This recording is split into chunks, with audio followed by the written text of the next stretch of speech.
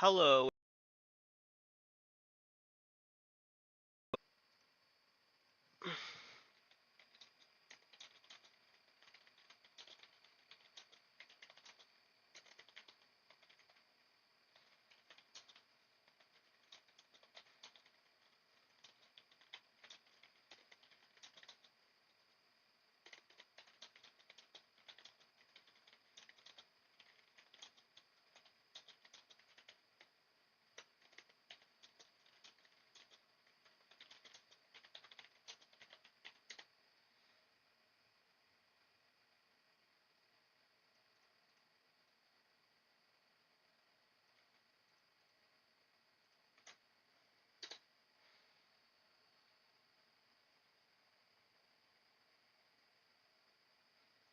Yeah, so if Twitch actually says, if Twitch says that, what am I trying to say here? If Twitch says that it's not showing up for whatever reason, definitely check me out on YouTube. Okay. Also, I'm gonna log in. We'll use speech chat. Well, we will not use speech chat. I'm just gonna keep out speech chat. Because Nightbot is really annoying. Okay.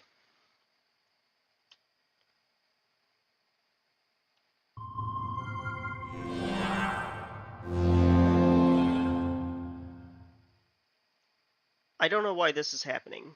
I'm gonna have to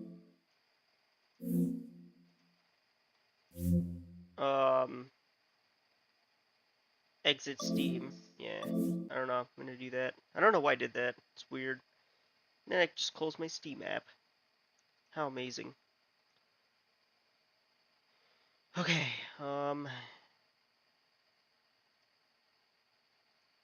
let's play. Let's get into it.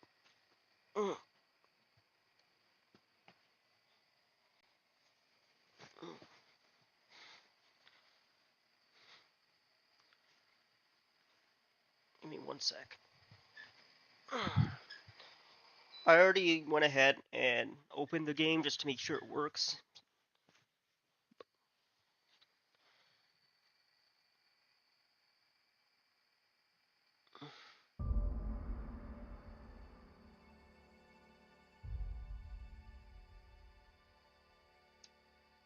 Alright, let's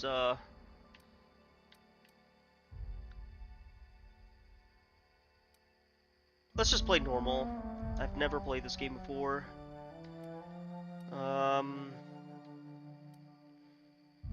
Yeah, that's good enough. Why stay earthbound when prosperity awaits you in the stars? Come to Halcyon, the only colony on the edge of the frontier, owned and operated by corporations. A trip of 10 short years will feel like mere minutes, thanks to the comfort and safety of your very own hibernation chamber. 10 You'll wake years? up in a perfect society designed to maximize your productivity with guaranteed full employment. With only a minor term of service, you will become the master of your own destiny when you go out of this world to the Halcyon colony.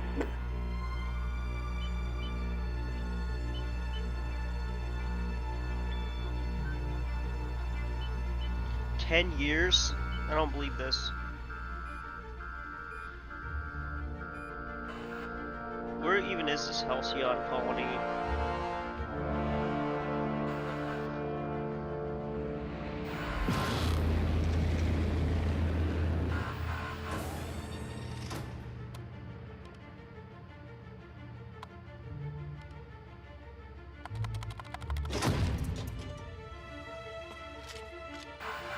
Hilarious.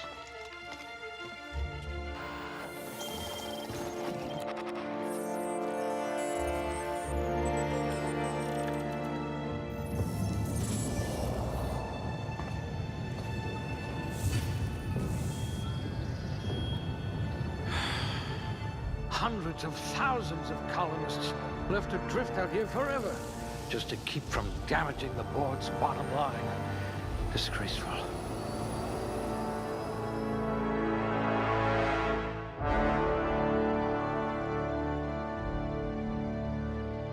Let's see.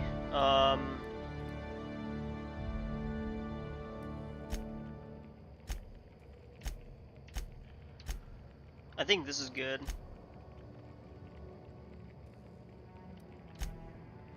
Wait. That's all right, friend. I'll be the brains for both of us. Why don't we do this? Why don't we...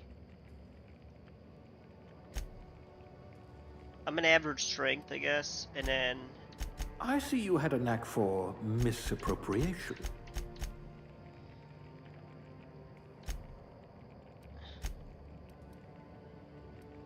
Let's just say I was a smart person.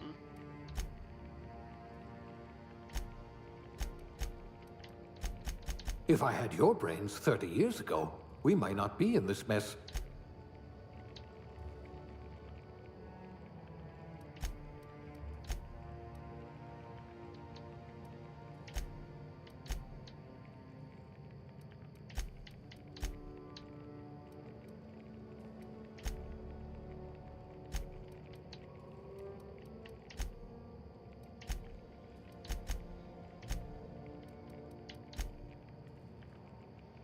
I think this is a good start.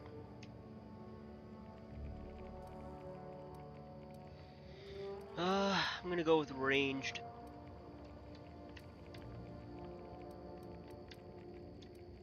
I hear Monarch's in need of more game hunters. You're going to be hard to kill, though not from lack of trying. You could probably talk your way out of a landing ticket.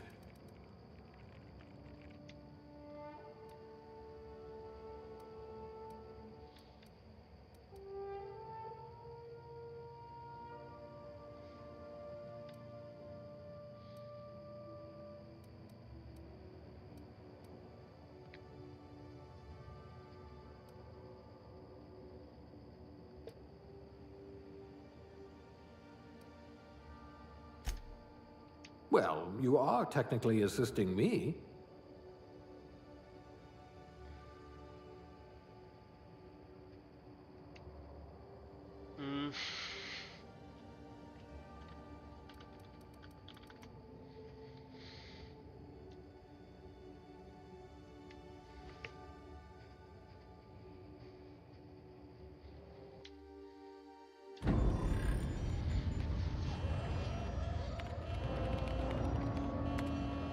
Looks to be your lucky day, my friend.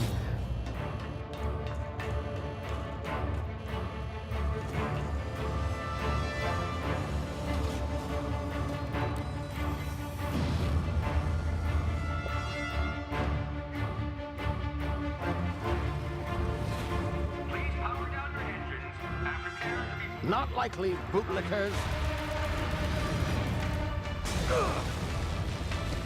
Initiate skip jump.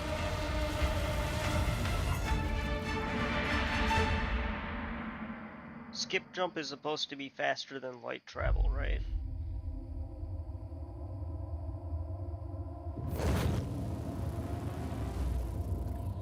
Status. Structural integrity down 25%. Power levels down 11%. Skip drive. Shit. Evaporated.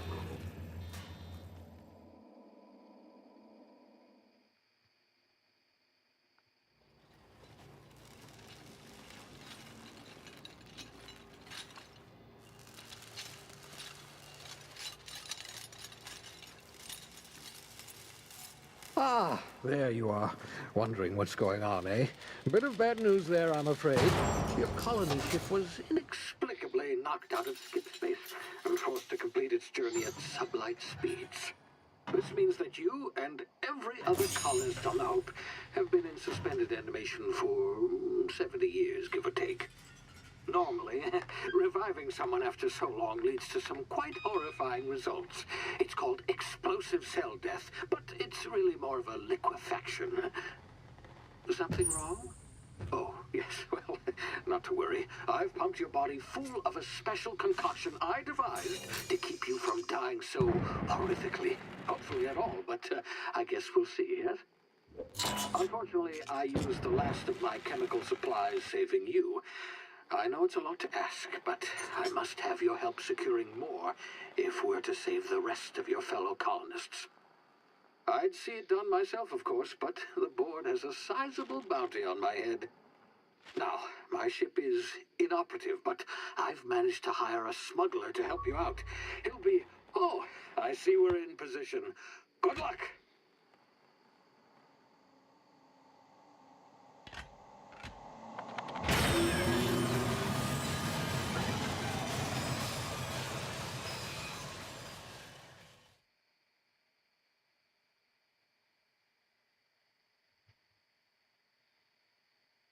Hmm. Can you hear me? Is this thing working?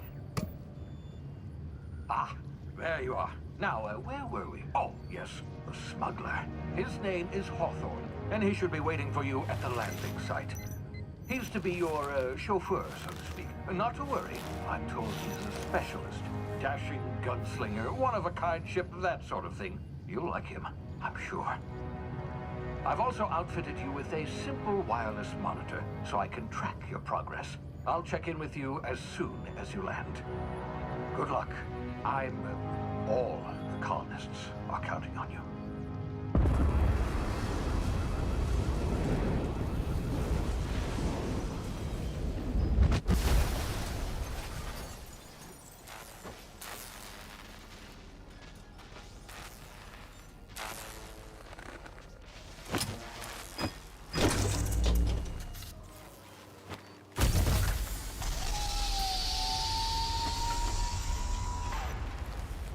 You've landed good. Hawthorne should be close by. What in law's name? Is that him? Oh, that idiot. I told him to plant the beacon and move away, not stand there holding it. Oh well, no sense in letting his ship go to waste. Hawthorne won't mind you taking his ship. Better you than the board, huh? Not sure I trusted the fellow. Might have gone after the bounty on my head. Shame about the whole squashing thing. Nasty way to go.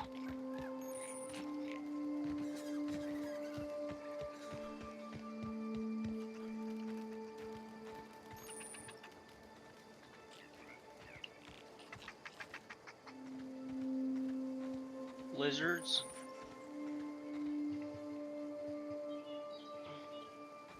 What's this stuff?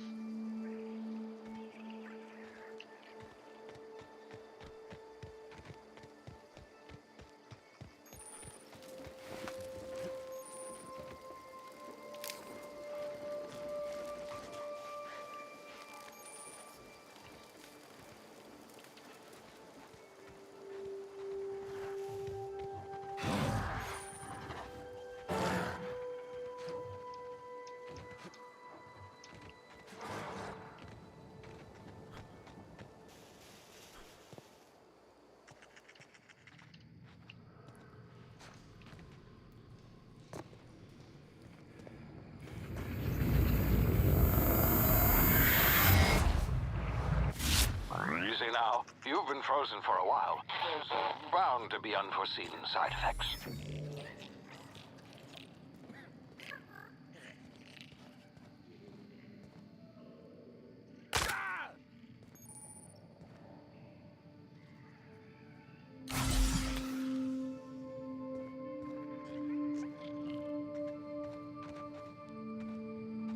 Hey, you, come here.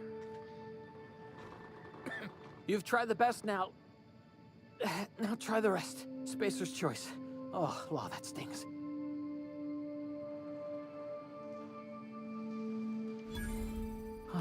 Looks like the bleeding stopped. I owe you one. Hope you don't mind me omitting this little exchange from my report. Spacer's choice doesn't like us accepting outside help. We were out on patrol. I saw a marauder camp up in the hills. Thought I could take him. Then my gun misfired, right through my side. I mean, what are the odds of that, right? Just barely scraped by with my life. Crawled in here and blocked off the exit with those canisters.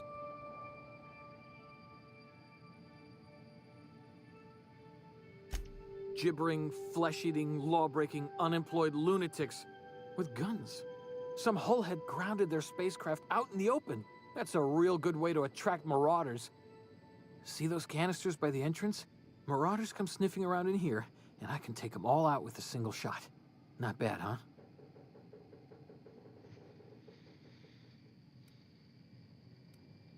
Yeah, okay. You look like you know your way around a gun. Got some spare ammo, not counting the bullet in my side. Here, you can have my saber too, for patching me up and all. All Spacer's Choice weapons are now 30% less likely to malfunction. You've tried the best, now try the rest. Spacer's Choice. Yes, nailed it that time. The Hope? Is that some sort of fancy new drug? Are you with Auntie Cleo or something?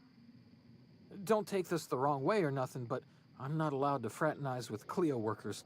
Company policy. You hit your head or something?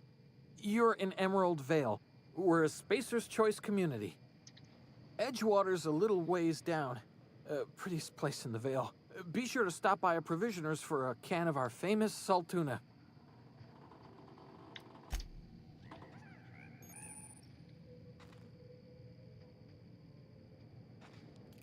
Damn it, my ears! Oh, what just happened? Can you hear me? What in the hell? This...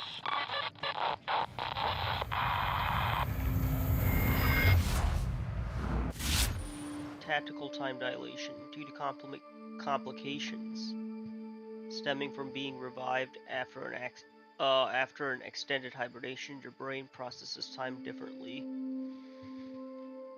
Pressing the tactical time dilation button slows down the world, giving you time to think as well as take action. You have a limited time in this mode. Standing still drains your TTD meter very slowly, while moving and attacks drains it faster. The TTD meter refreshes slowly over time. Okay.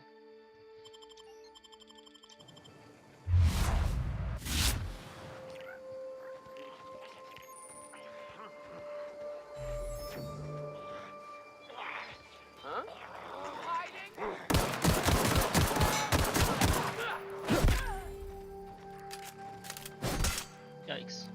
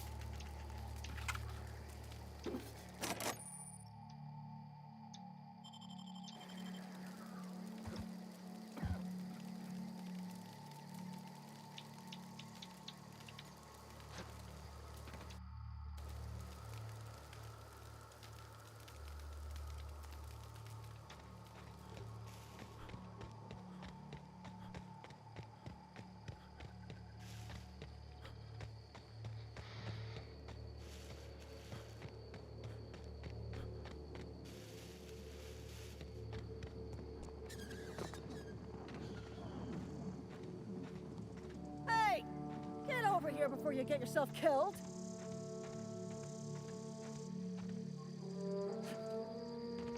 Don't know where you came from, stranger, but you best keep your head down. There's marauders hereabouts, and worse, landing violators. Gall on that rung leech. Landing in the Vale without using an official Spacer's Choice landing pad. I'd slap him with a fine if it weren't for all these marauders shambling about.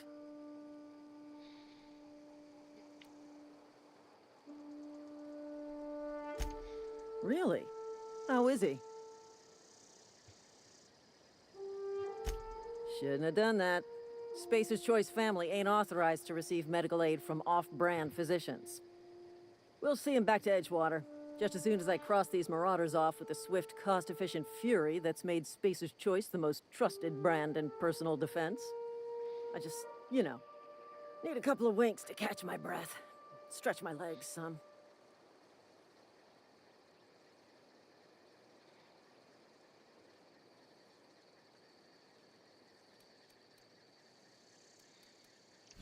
Well, sometimes. Management's real good at cost-benefit analysis. But, seeing as I'm the acting manager in this situation... You know what? You're right. It's time we cross those marauders off, find whoever owns that ship, and file a full report. And it's gonna be fucking laminated. Here we go.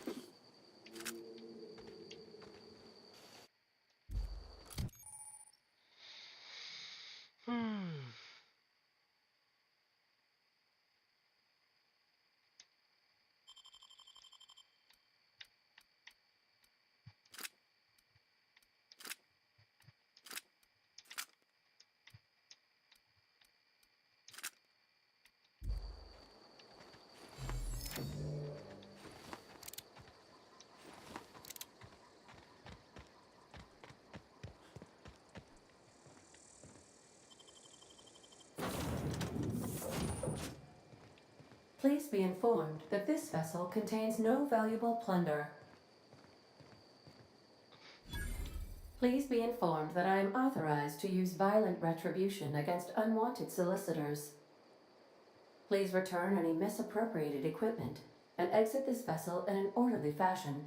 Failure to do so will result in your immediate destruction. I detect an elevated heart rate, indicating dishonesty. Please prepare yourself for lethal deterrence. Jettison procedures initiated. Disengaging airlocks. Preparing to reject all boarding parties in 5, 4, 3, 2, 1.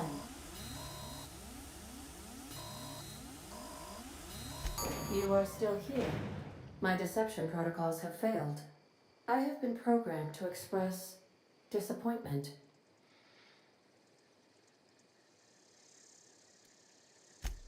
This vessel is the registered property of Captain Alex Hawthorne. I am incapable of accepting orders from anyone other than Captain Alex Hawthorne.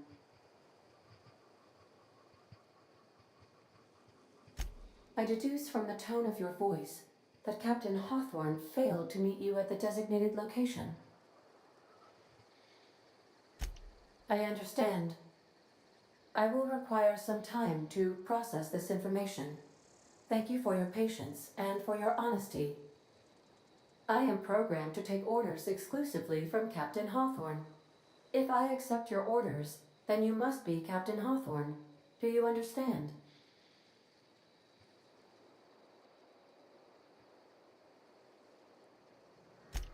Well done, Captain Hawthorne.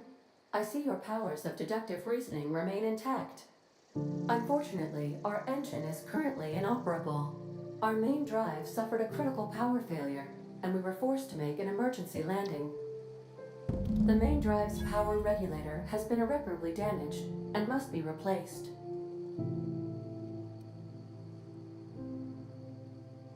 Astutely observed. However, the probability of locating a power regulator within a worker settlement falls within acceptable parameters of certainty. High-capacity power regulators are sometimes employed in the electrical networks of worker settlements. I have taken the liberty of printing you a new Captain's Identity cartridge. Please try not to lose it this time. This cartridge identifies you, Alex Hawthorne, as the registered proprietor and captain of the Unreliable. Do you understand? Best of luck in your search for a power regulator. Try to stay alive this time.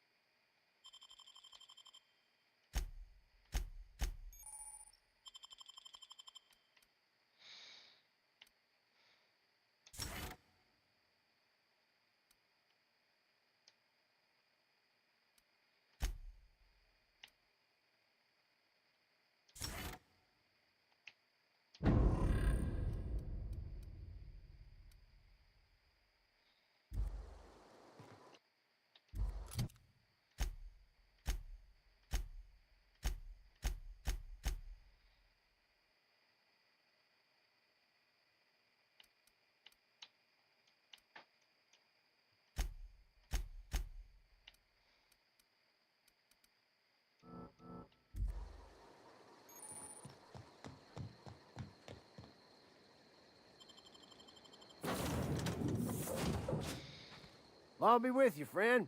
I'm Ernie, from the Spacer's Choice Department of Human Resources. Town sent me hereabouts to check on the guards. Now, seems to me, and correct me if I'm wrong here, but seems to me that the ranking officer is dead. Mind telling me what happened here?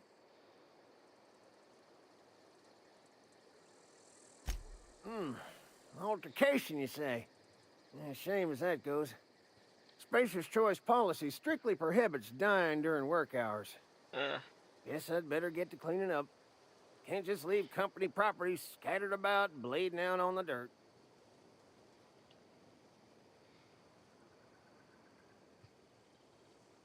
No can do, friend.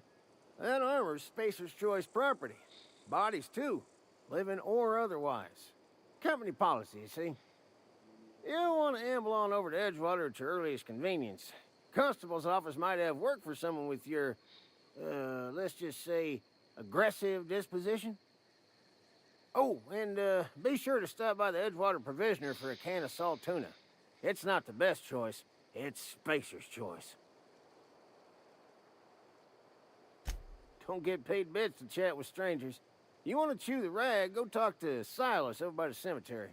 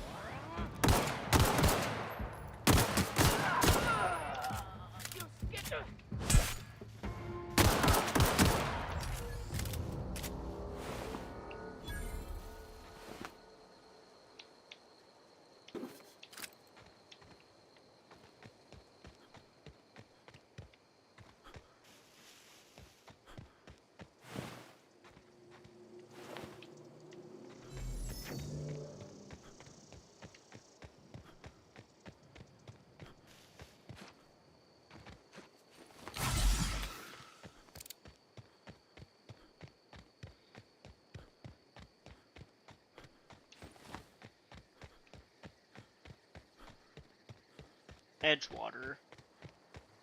Wonder what this place is. Whoa, hey, where'd you come from? Don't go ambling out in those hills. That's marauder territory, friend. Your pod? What are you on about? You take a bruise to the cranium? Ain't safe out here. You'd best head into town. Avail yourself of Edgewater's high walls. And low prices.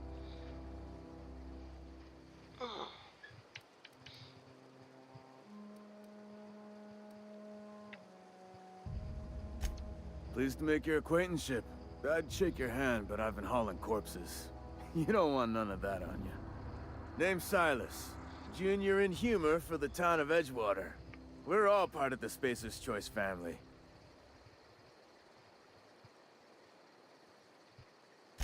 Definitely not the junior in humor, that's for sure. If you've got business inquiries, you should stop by Reed Thompson's office. He's up in the tower above the cannery. Head into town, follow the road. Look, you obviously ain't a worker. What's your racket? You a smuggler? Freelancer?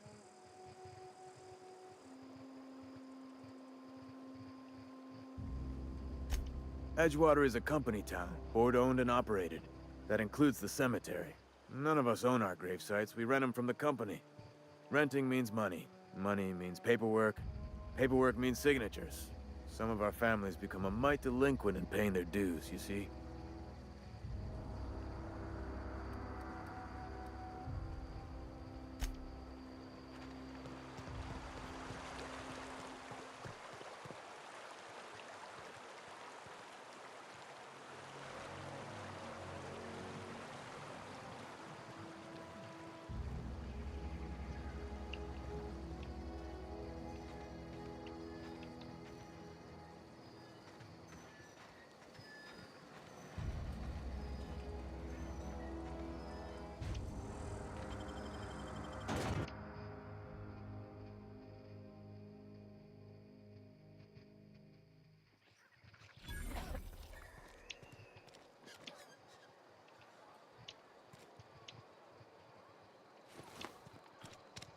Why do I keep drawing my weapon out?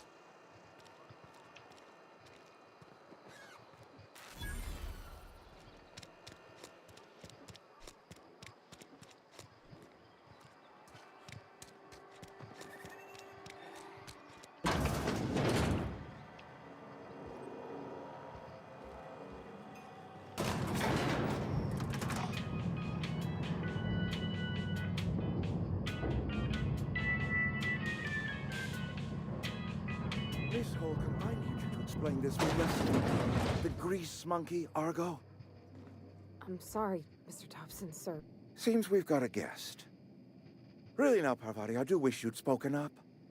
I do apologize. I was given no forewarning of your arrival, or I might have welcomed you at the gates myself. You were saying, Miss Holcomb. It's just what Bess needs is a proper refurbish. I can bandage her up and what all, but she's just old. Sorry, I'm sorry. I'll do better. And I do wish you'd stop referring to our cannery as Bess. Personification of company property is strictly contrary to the Spacer's Choice Code of Conduct. My apologies. I am not in the habit of allowing my guests to witness such a row. Now, what can I do for you? I'm Reed Thompson, Outpost Administrator. I cannot help but notice you are not in uniform.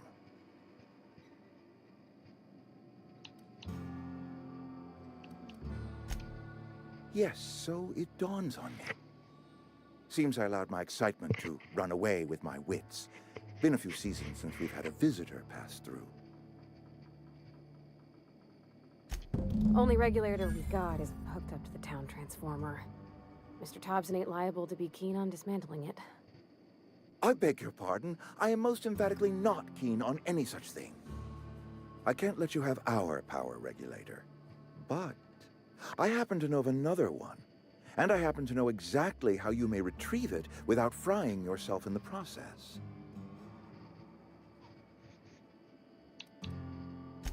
My proposition benefits the both of us. Please, hear me out. There's a power regulator in the old botanical lab. It's mostly abandoned, so all that power is being squandered. Go down to the geothermal plant. Reroute power from the Botanical District over to us.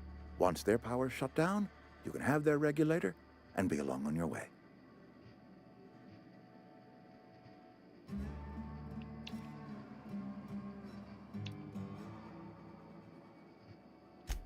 The geothermal plant was built by our owners, Spacer's Choice. Lit up the whole Vale once upon a time. Most of the Vale is now abandoned. All that power is going to waste.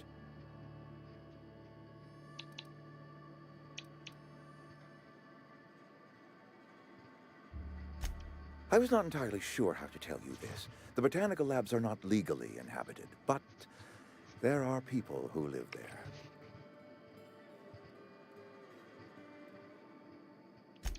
The people living in the botanical labs, they're deserters, former workers. I need them back at their posts. I need them to come home. My hope is that by cutting off their power, you will convince those deserters to come back to town. Before you go to the plant, I want you to stop by the botanical lab. Speak to their leader, Adelaide. Tell her the power's about to go, and that it's time her band of deserters came back to town.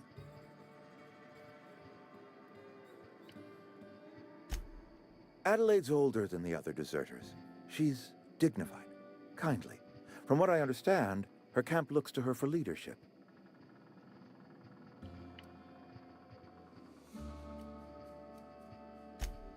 That is not a hypothetical I enjoy entertaining.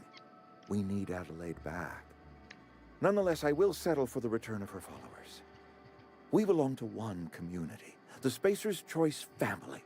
If we dissolve into factions, then we will all perish separately. Adelaide will understand that. My dad told me all about the plant. Taught me all he knew. I could come in useful. I mean, if that's all right with you, Mr. Thompson. Sir. I hesitate to part ways with Miss Holcomb, but I cannot deny that she is talented and may prove useful to you. You will need an administrative passcode in order to enter the plant. I am trusting you with mine, and trusting Miss Holcomb to guide you if you'd like. Great! I got my wrenches and diagnosticators and hairpins and engine tape, so I'm all set. Well, I am glad to hear that. Best of luck to you, and thank you again for your help. It is a lot to ask of a stranger, I know.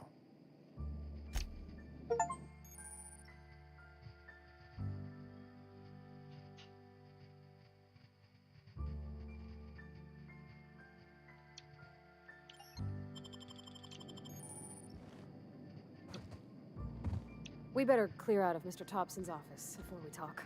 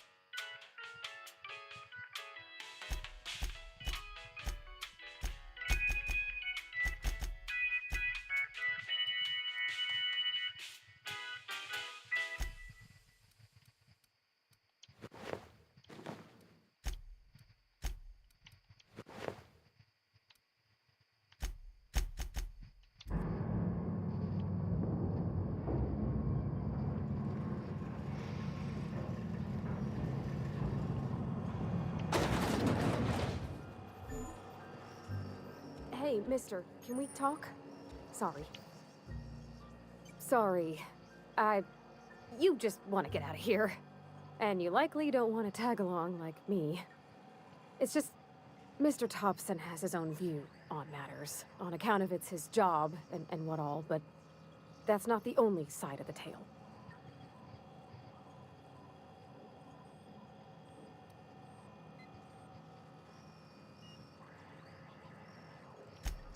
Oh, he ain't a liar. He believes every word he says. It's just, he doesn't always get where other folk are talking from. To Mr. Thompson, a person's a gear. It does its job quiet-like. If it squeaks or stutters, it gets replaced. The deserters are decent folk. I knew some of them before they left.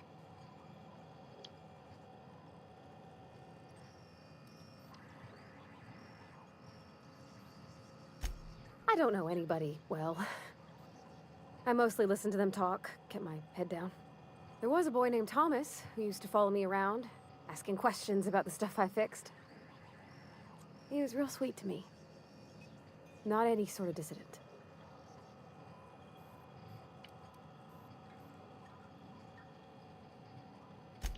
Miss McDevitt?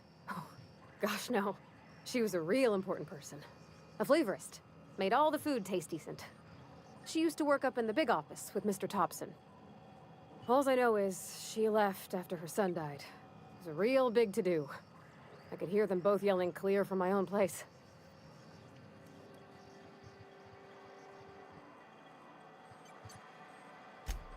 Can't say as I know. I wasn't there. The sound carried, but not the words. If Mr. Thompson ain't of a mind to tell you his own self, you'd best ask Miss McDevitt, if you can get out to her.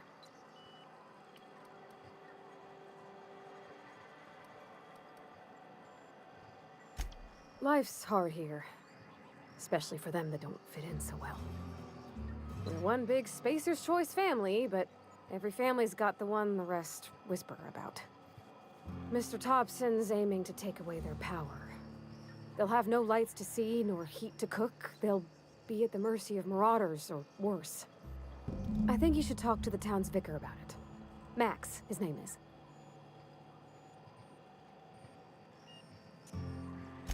Thanks, mister. I just think when you gotta make a decision that'll hurt somebody, it's best to think on the right and wrong of it. That's what my dad used to say anyways.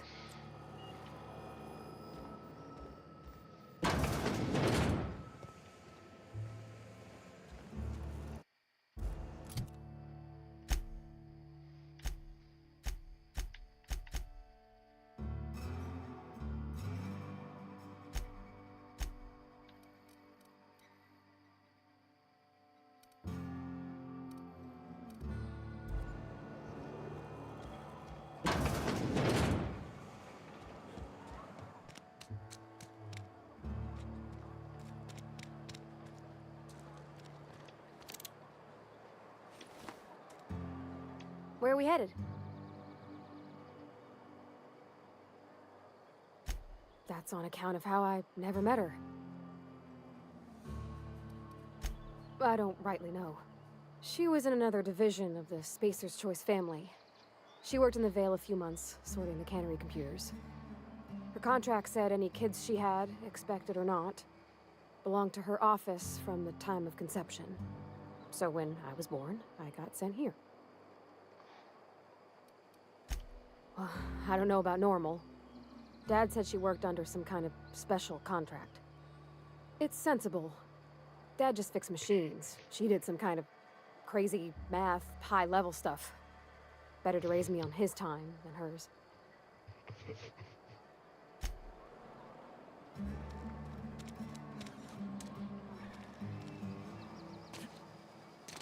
Got my sights on you.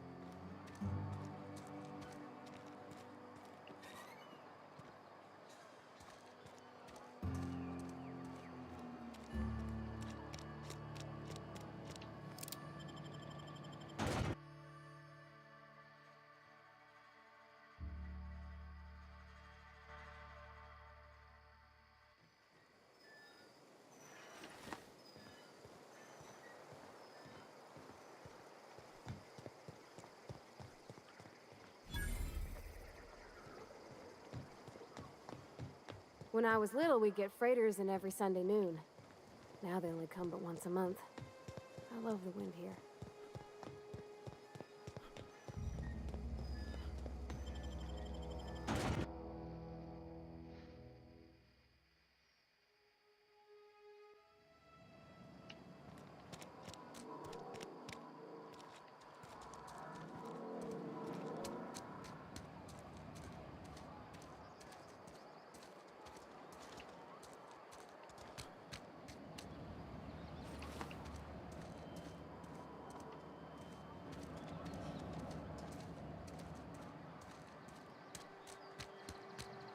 How do I get to Victor Marks?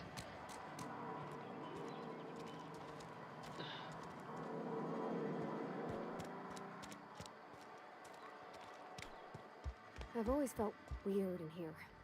It's too clean.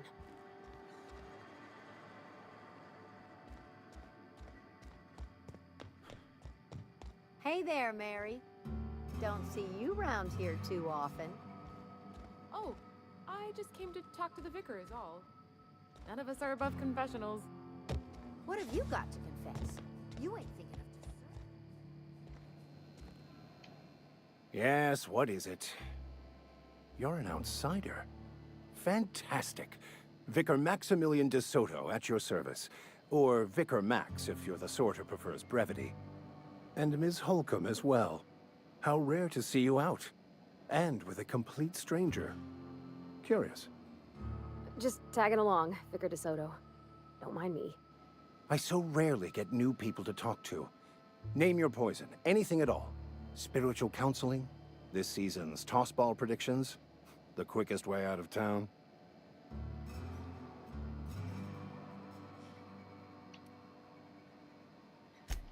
Not to put too fine a point on it, but your choice of wardrobe is not precisely common hereabouts. Also, you lack the distinctive worker gaze. Usually either a deadening behind the eyes, or in some rare cases, a wild-eyed frenzy, like a trapped animal. Pretty universal here, except for Ms. Holcomb, who, for some reason, doesn't seem to have much to say to me. Isn't that right? It's just... there's more to it all than numbers. Sorry.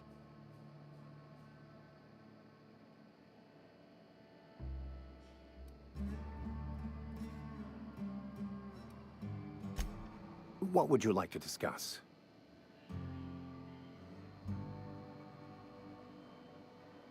But what? I thought you would talk to him. You wanted to speak to me, Ms. Holcomb?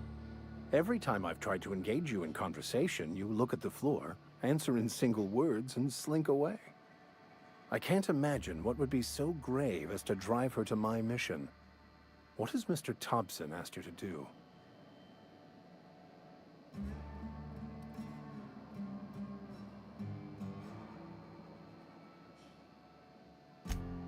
Depriving them of safety from the marauders and wildlife. I can see why that troubles you. Miss Holcomb has a soft heart.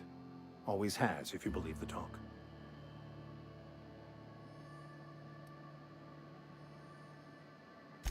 They rejected the order of society and live beyond the walls so thoughtfully provided by our Spacer's Choice patrons. Does that strike you as a responsible life choice?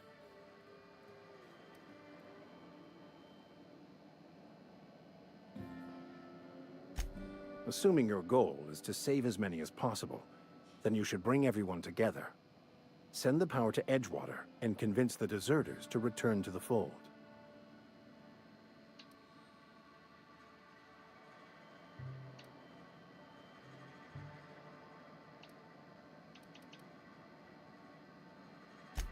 Not if things are left to stand as they are. If you don't mind a bit of unsolicited advice, be cautious on your way to the geothermal plant. It is not as safe as you might assume. One of the reasons I transferred here was to fulfill my duty in hunting down banned heretical texts. I happen to know such a book is, as we speak, tainting a collector's library in Emerald Vale. However, the collector's residence lies outside the town's walls. My retrieval efforts have been thwarted by marauders who have overrun the property. Should you fare better than me, I'd pay a handsome sum for the book. It's a handwritten journal, a faded blue cover with the name M. Bakonu handwritten in the lower corner. I'll mark where I saw it on your map. Assuming you're serious?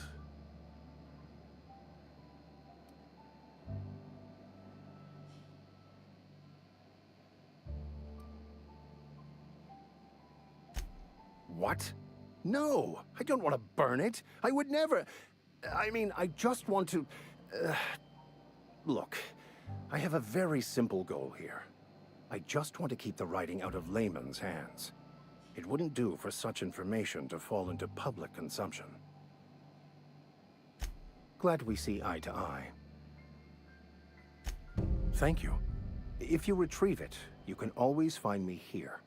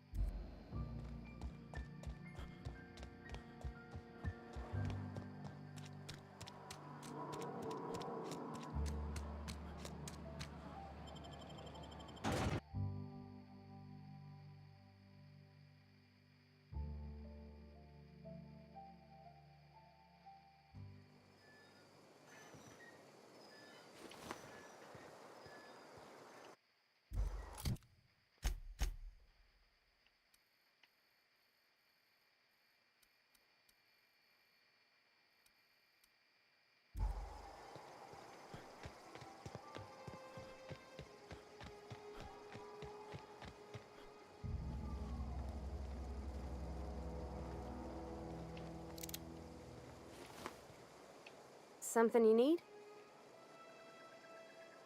You mean about the mission being too clean? I know, but Vicker says the universe is a machine, that it runs by law. Real machines have gunked up oil, scratches, and worn bits. You can tell they've seen handling, been used by folk. The machine Vicker sees is one that ain't never been run. It's not for people to live in. It's something on a museum shelf, under glass.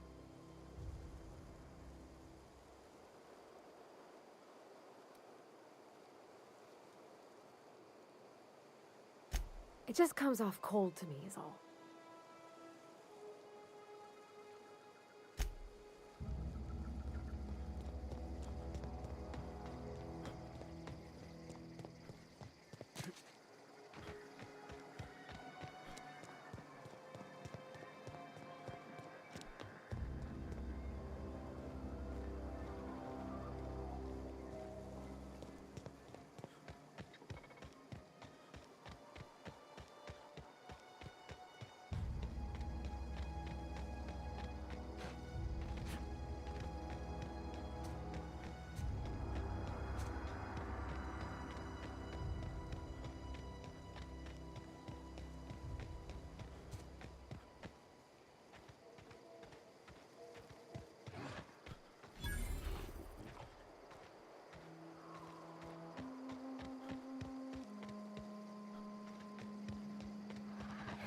Incoming!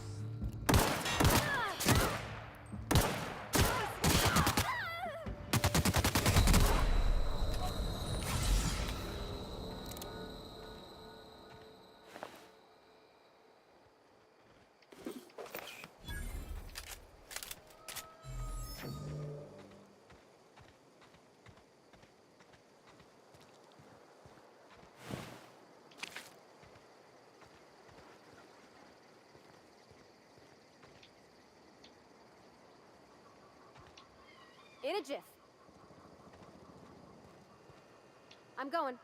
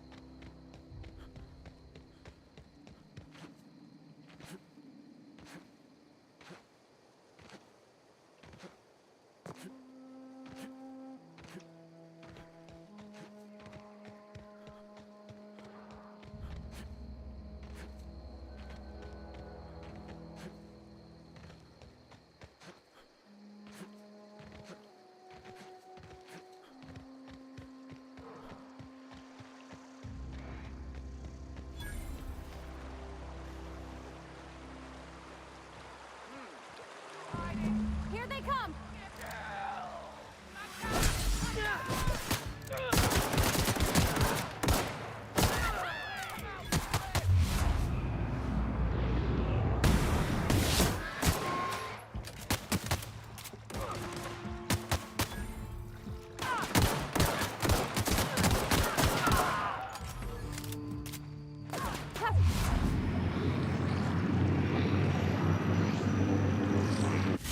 Rest of them.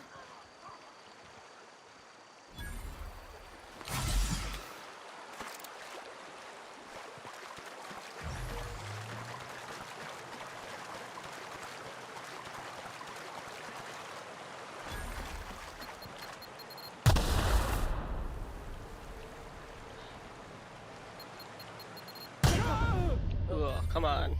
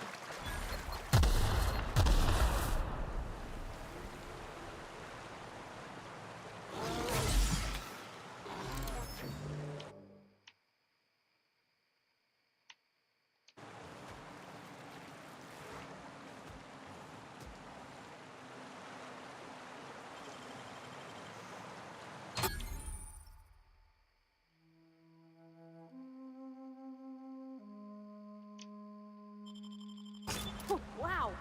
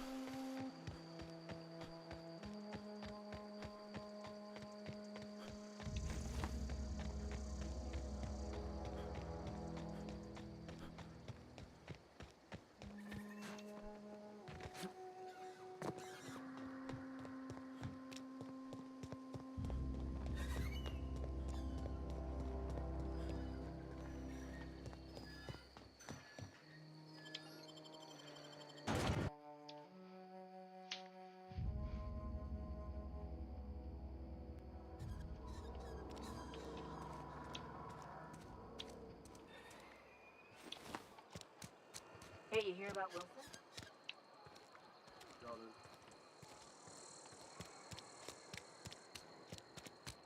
Wish we had some better rations.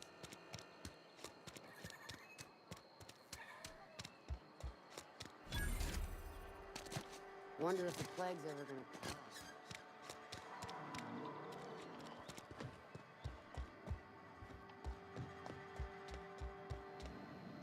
Any progress on that matter we discussed? Wonderful. This is fantastic. Well worth all the sacrifices I... Wait. What the fuck is this? Is this... French? I can't fucking read French. It's a law-forsaken joke is what it is. French. Ha! I was so high and mighty, preaching to the yokels about following the plan, while fighting it at every turn.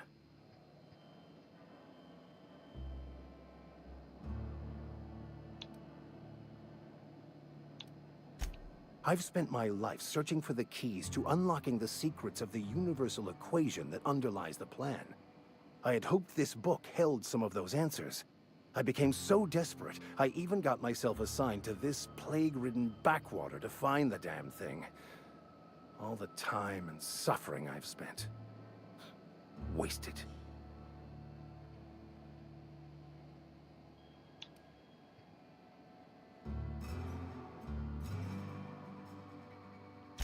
Baconu, the author, had some interesting theories about man's perception of reality that I thought could be applied to our attempts to decipher the plan. Unfortunately, he was also one of the founders of the Philosophist school of thought, so the book is banned in this colony.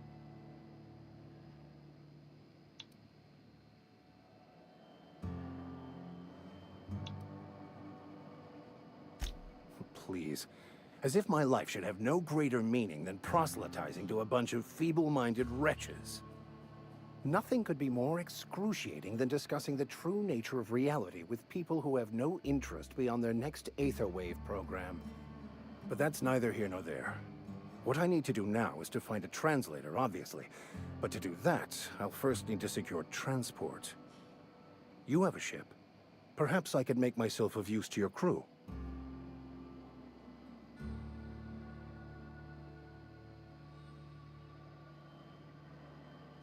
Certainly. I already gave you most of my money, but I can offer you free spiritual counseling, and I'd be happy to watch your back. I'm pretty handy with a tossball stick, or any blunt instrument, really. I'm also a passable gun hand, if it comes to that. I can usually talk my way out of conflict, though. Oh, I'm fairly competent at hacking computers as well.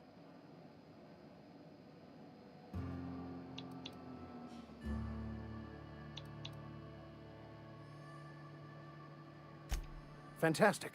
Let me get my things in order and I'll catch up with you. Edgewater's gonna miss you. Folk here always had good things to say about their vicar. Thank you, Ms. Holcomb. I'll be glad for the change of scenery, and to leave this place behind. I shall see you on the ship, Captain, whenever you're ready to leave Emerald Vale.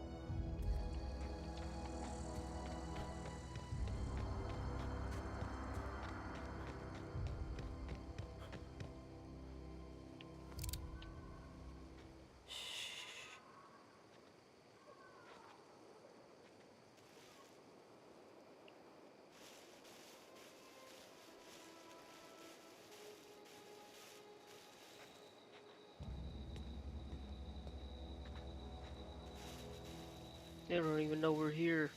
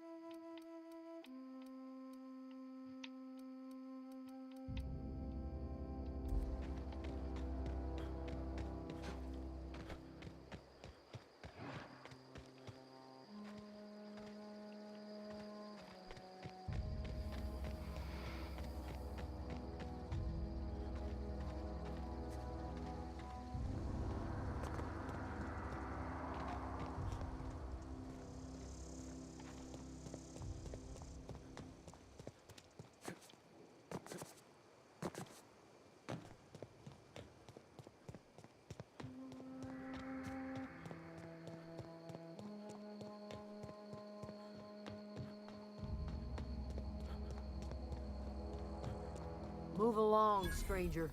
We don't want any trouble. I don't know you. Whatever you're looking for, it ain't here. Move along.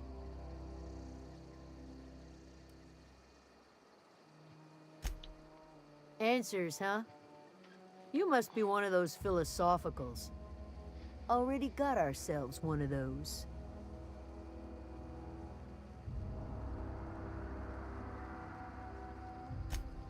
A geo what? Look, plants ain't my purview. You're better off asking after Adelaide. If you're gonna start wandering around my camp, know that I got my sights on you. Over in the hothouse, tending crop. Enough with the questions. No offense, but I've got a lot on my mind.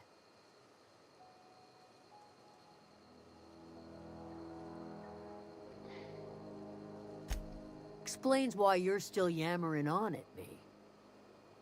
No, I'm sorry. That was unworthy of me. Lady named Zoe went missing some nights ago. Just up and vanished without a trace. Now I'm pacing around wondering if marauders got to her. It's not like Zoe to go wandering. Figured she might be out scavenging, but that ain't exactly her talent. Can't imagine where she's gone. Vale's a wide place. She could be anywhere.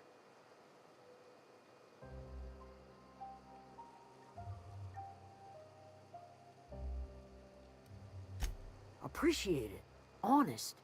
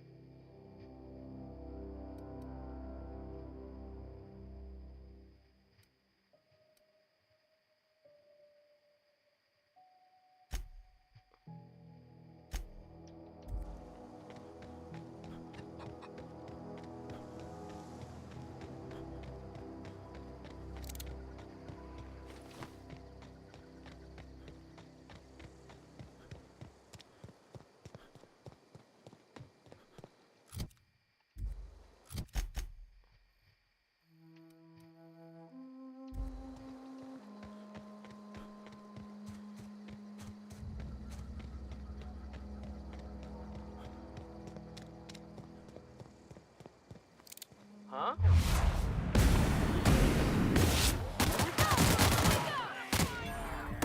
Get past that armor! Take cover!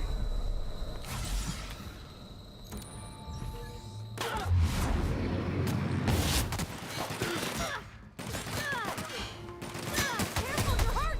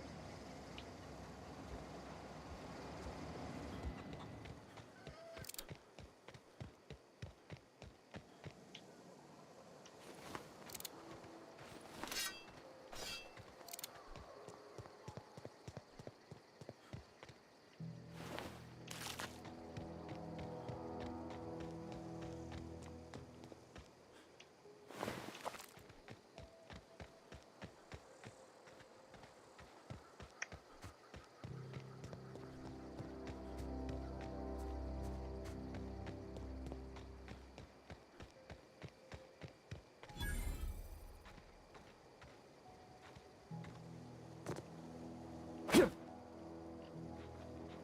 Not a peep from me.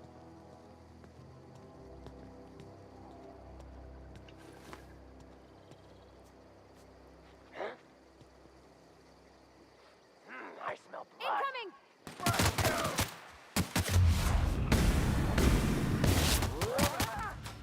Nice one! Get past that armor! Careful, you're hurt! So much blood!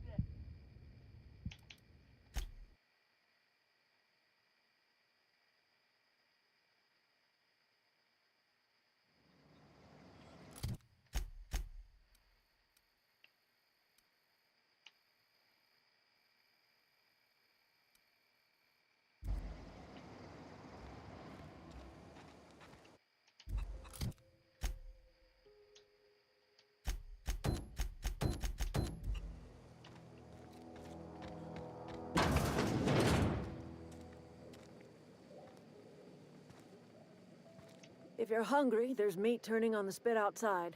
If you're bearing illness, find a place to lay your head down and I'll fetch you a poultice. Whatever your troubles with Edgewater, leave them at the gates and be welcomed here. Any questions, dear? I have been called that, among other things. Green Thumb, grandmother, the strange old lady who keeps flowers. But yes, Adelaide will do just fine. Excuse me, Miss McDevitt? Sorry, it's just... You got such pretty trees in here.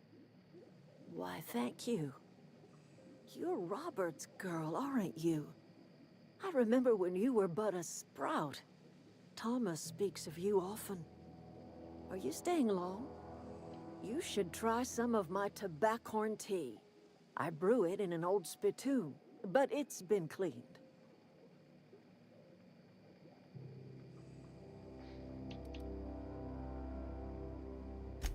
A home for anyone who's ever turned their backs on Edgewater. A home for those of us with nowhere left to go and nothing to lose. So, like the spores of the puffball, cast on the wind and alighting on fresh soil, we put down new roots.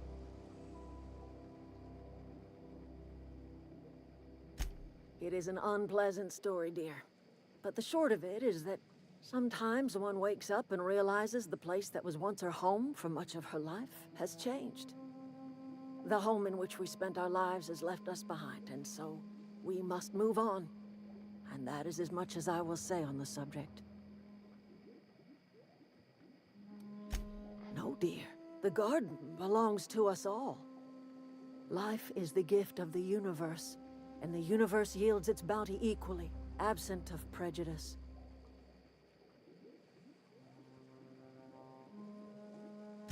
The soil around the Vale went sour years ago, but I found a way to sweeten it back up.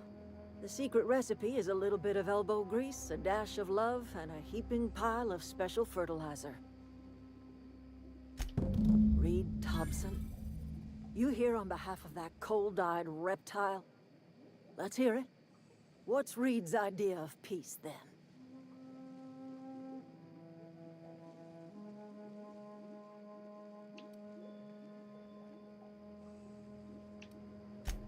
Like everything else that comes out of Edgewater, that peace offering is canned.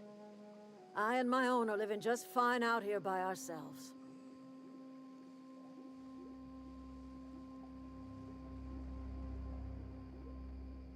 He would do such a thing.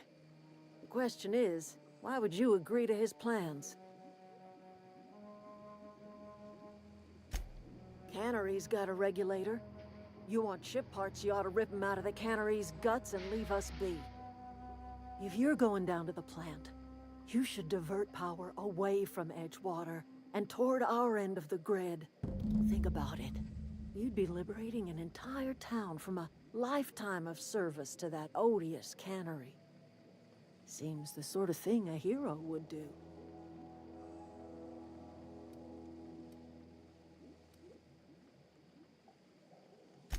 You've seen that miserable excuse for a town with your own lamps. Hollowed out workers laboring their lives away at the cannery, living off whatever scraps Spacer's choice throws them. You know that's true, don't you, Ms. Holcomb? Your father died of overwork. His heart gave out. He was tired all the time, sure, but he was old, ma'am, and he raised me all by his lonesome. Look what they did to this child. Lost her family to the company, and still she defends them.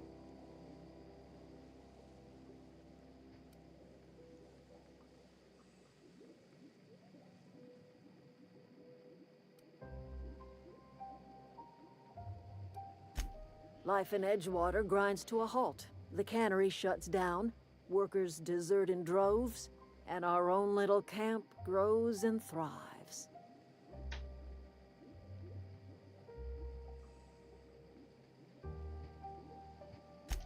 I trust you will listen to your conscience.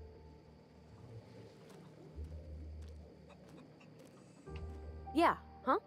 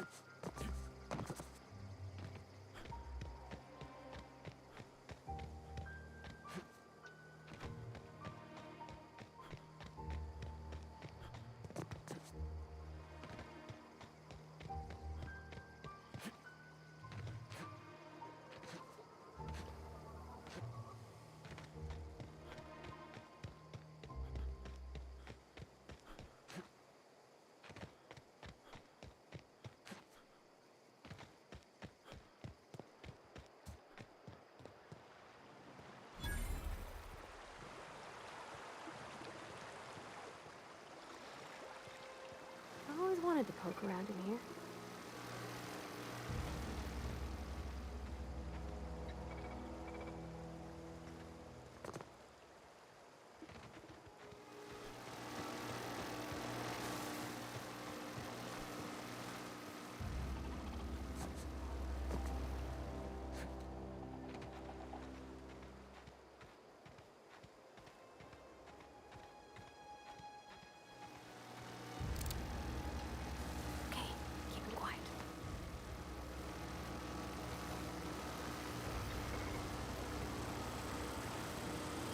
System alert. Investigating.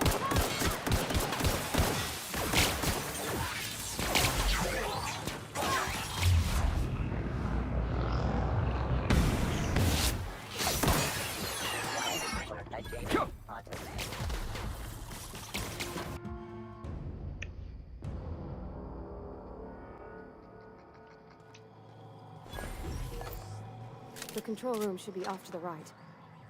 I hope we're doing the right thing.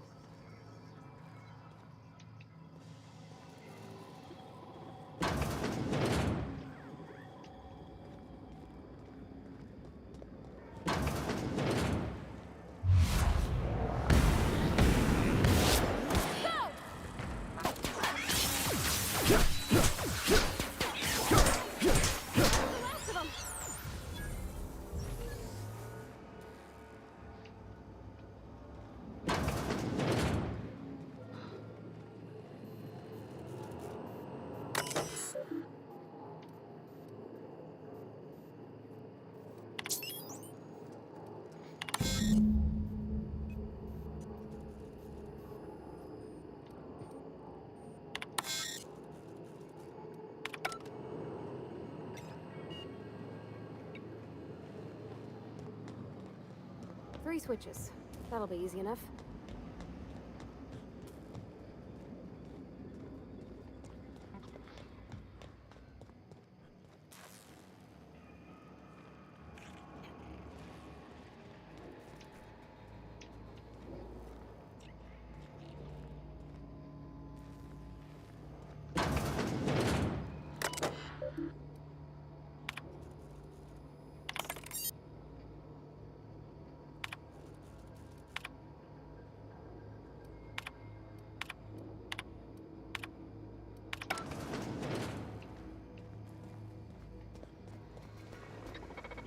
Unexpected. Security Incoming! patrol initiated.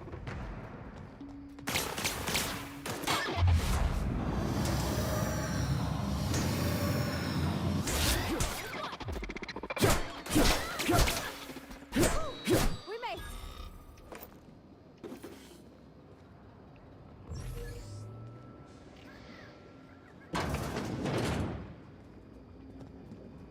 Oh, Watch out!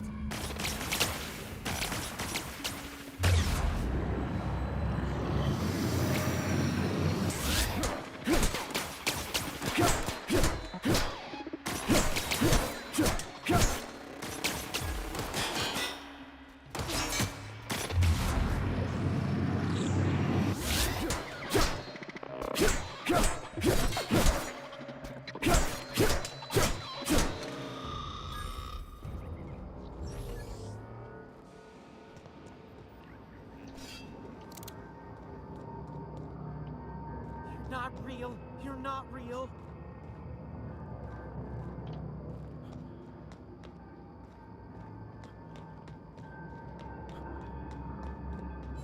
Go away, Phantom.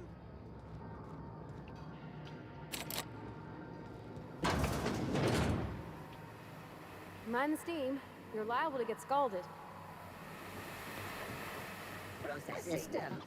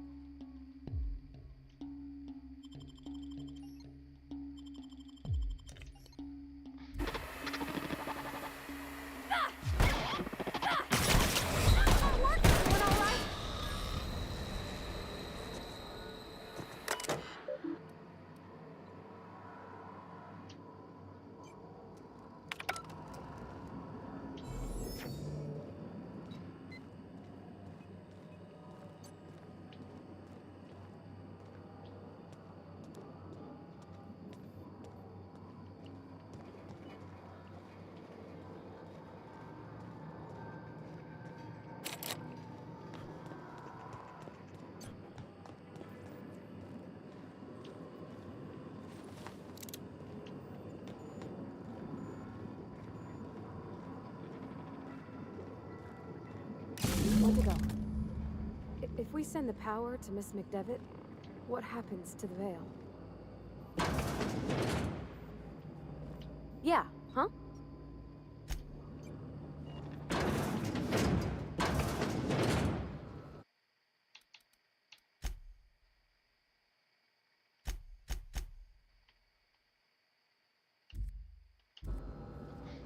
Processing. Get ready. Security.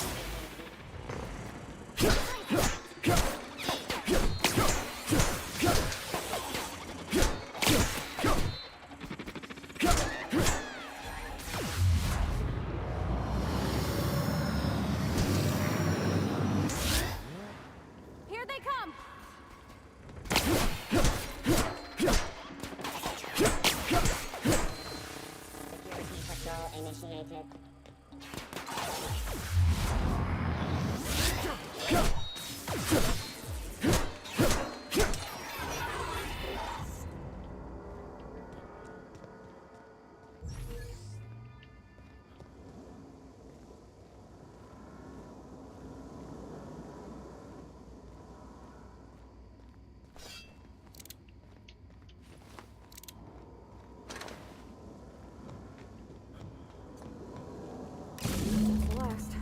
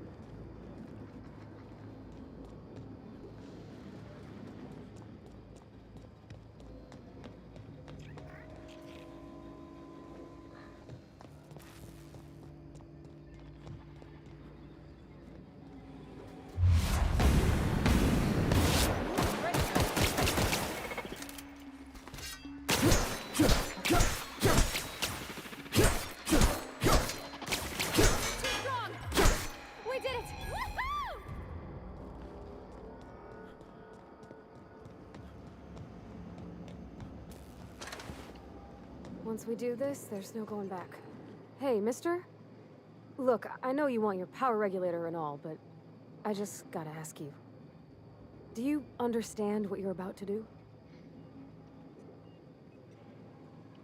I don't think you should cut off Edgewater's power. I think it would be cruel. I'm sorry. That just sort of came out all at once. Edgewater's hurting. We've been losing workers year after year, and corporate hardly ever sends replacements. There's barely enough Saltuna to fill our bellies anymore. But the town's got some good people in it. Decent, hard-working folk just living their lives the only way they know how. They don't deserve to be punished.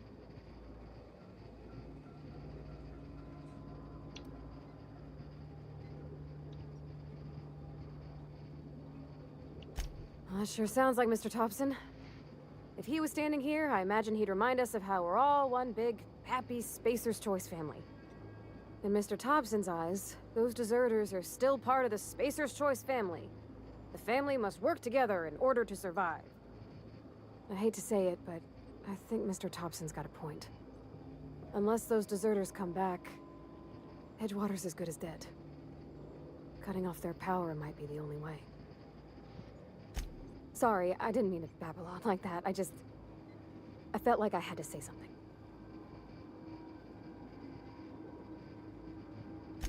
Really? I mean, wow. Thanks. No one's ever told me those words in that order.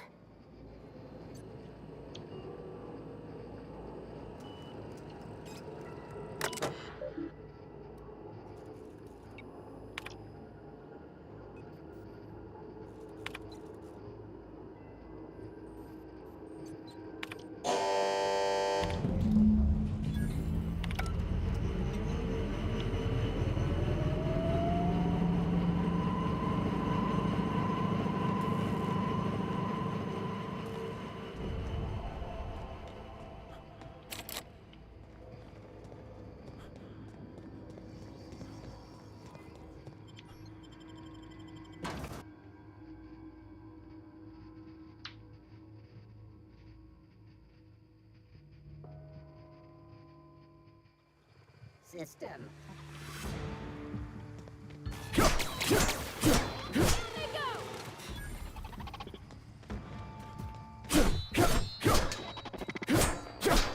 Investigating.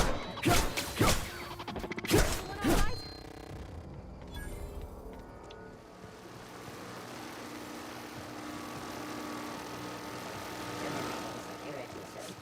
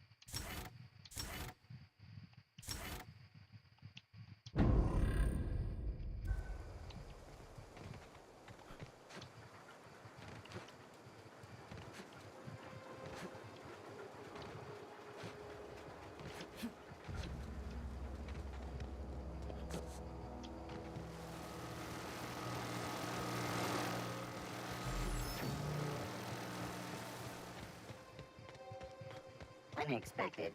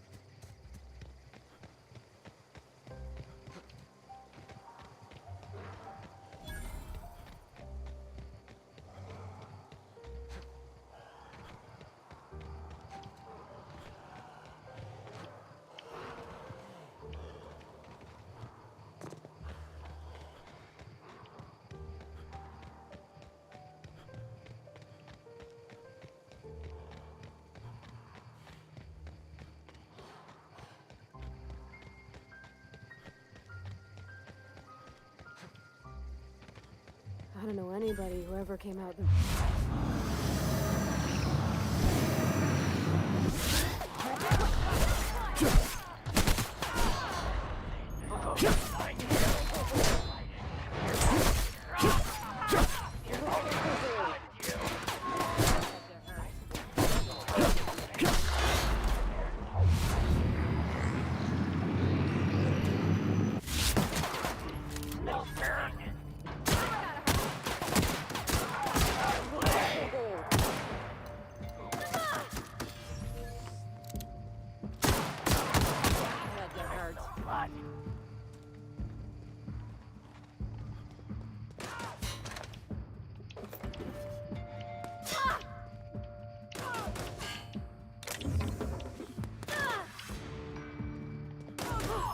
That's the last of them.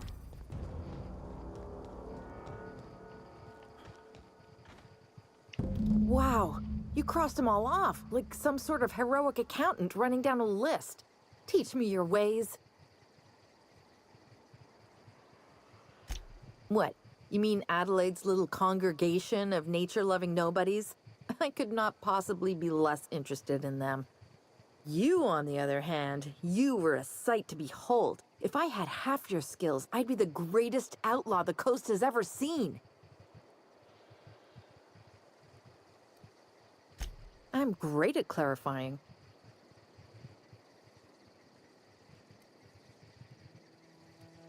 I got kicked out of Edgewater on account of falling sick with plague and stealing some medicine to treat myself. I'd heard some outlaws set up camp in the botanical labs. I decided to throw in with them, seeing as I always wanted to be an outlaw myself. Instead, what do I find? But a bunch of former workers camped out around a greenhouse.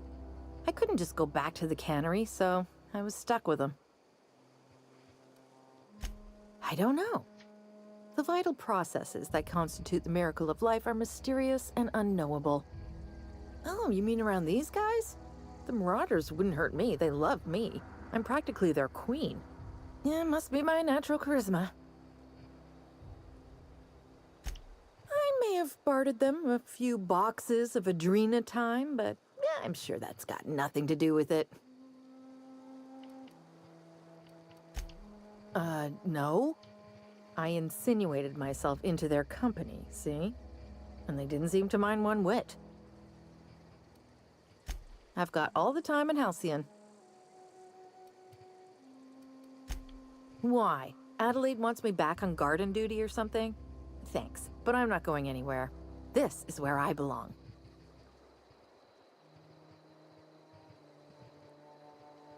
And no serial dramas. I've been thinking about going back. I just gotta know if Lord Cavendish really is the masked marketeer. I'll take my stuff and head on back, I suppose. Grace is gonna be glaring knives at me, so I've got that to look forward to.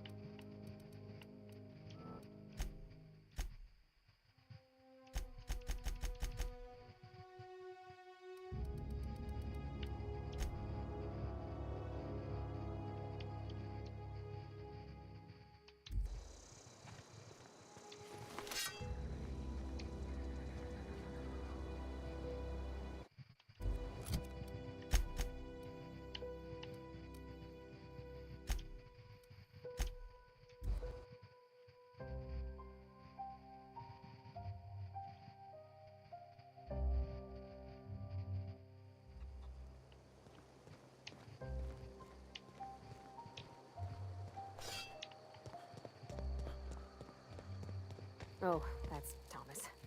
He used to follow me around. Marauders can't see us in the dark. Wild canids, on the other hand. We didn't always get along, but I'm glad to know she's safe. What happened, anyway? Zoe joined up with a band of marauders. Zoe. The same Zoe who doesn't know a barrel from a trigger. Well, I've heard stranger things. You pretty much did my job for me. Least I could do is pay you for your trouble. Let me know if I can do something for you.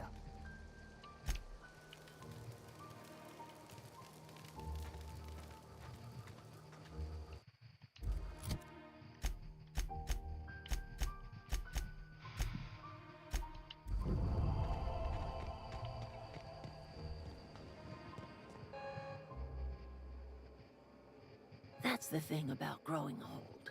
Your eyes start to fail. Elsewise, I would have seen you for the snake that you are, chopped you into pieces and roasted you on a spit. This is all you're doing. Cutting off my power, killing off my garden. Without refrigeration, my food will spoil, and my flock will starve.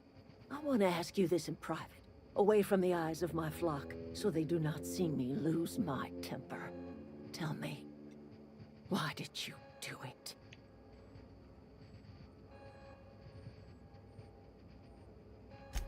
You want my flock wasting their lives in that cannery? Fine.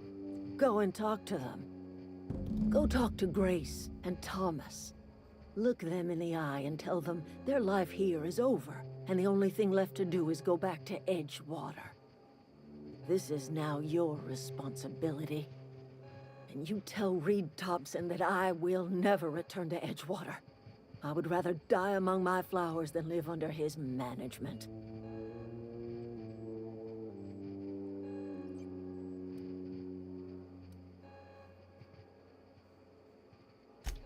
My son worked in that cannery. When the plague started coming, he was one of the first to fall sick. We had a store of medicine locked away, but Reed refused to treat him. Said my boy didn't deserve treatment. Said the medicine would have been wasted on him. So I buried my boy in the cemetery, gathered my belongings, and left. That's as much of the story as you need to hear.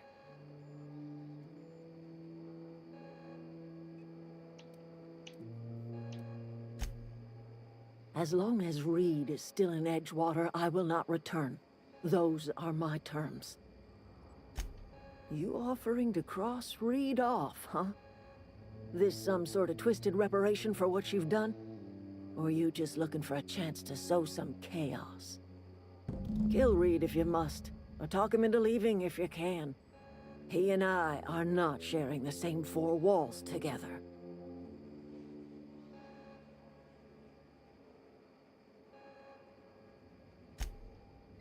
Tell Reed that I can make his people healthy again. I can end their plague. Start a new garden right in the cannery. 3 square meals for every man and woman in Edgewater. Tell him how I've made the Vale bloom again. The soil has whispered its secrets to me, and I alone know how to breathe life back into the earth. The secret is human corpses. I've been grinding them up in my fertilizer for years. Marauder, worker, don't matter much to me. The human body is rich with nutrients.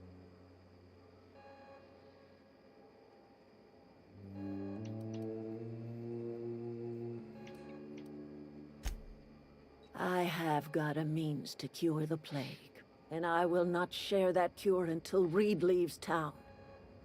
Those are my terms.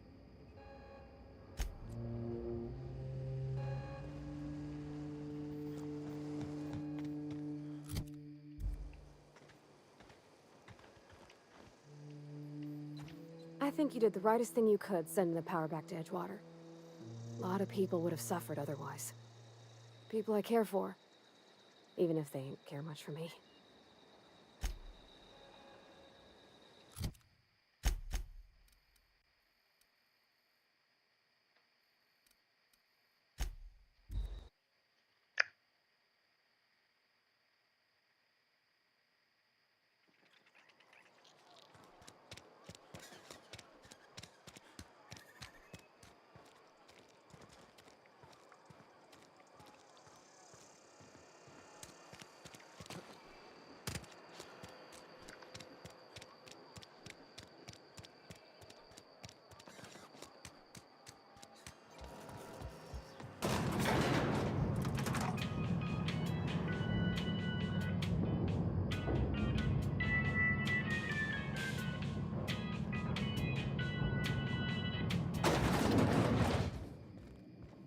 This is a fine day, friend.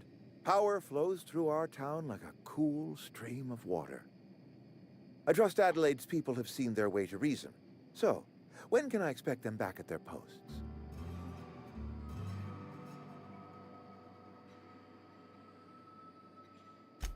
Then we are at an impasse. Stewardship over this town has been entrusted to me by Spacer's Choice. I am not perfect. I have made my share of mistakes. But I have done my best for this town. I am a Spacer's Choice man. My father was a Spacer's Choice man. Edgewater may not look like much to some buttoned-up freelancer, but it is my home.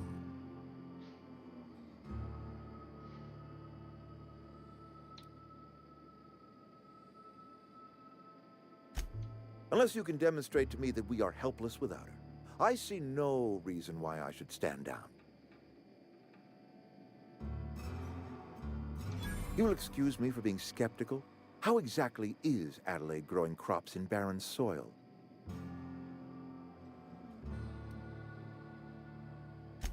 Adelaide has been using dead bodies in her fertilizer? Come to think of it, that's a stroke of brilliance. What a remarkably efficient solution. Recycling Spacer's Choice property long after its date of expiration. I was wondering about those missing bodies in Silas's cemetery.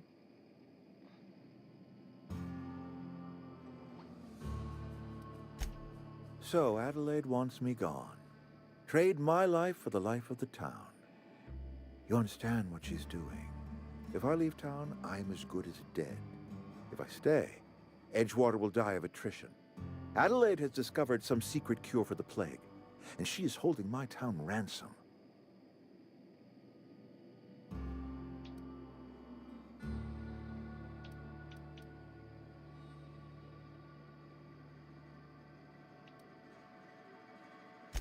If Adelaide's found a way to feed her people and cure the plague, then she deserves this office more than I do.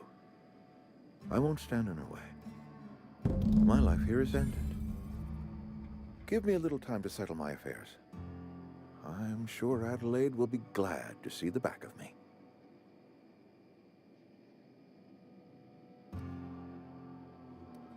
A couple months ago, I might have put in for a transfer. It's a big colony. Spacer's Choice has other towns. Now, I couldn't show my face in any of them. No such thing as an honorable resignation. Suppose I could find a place outside the walls, or put in for early retirement.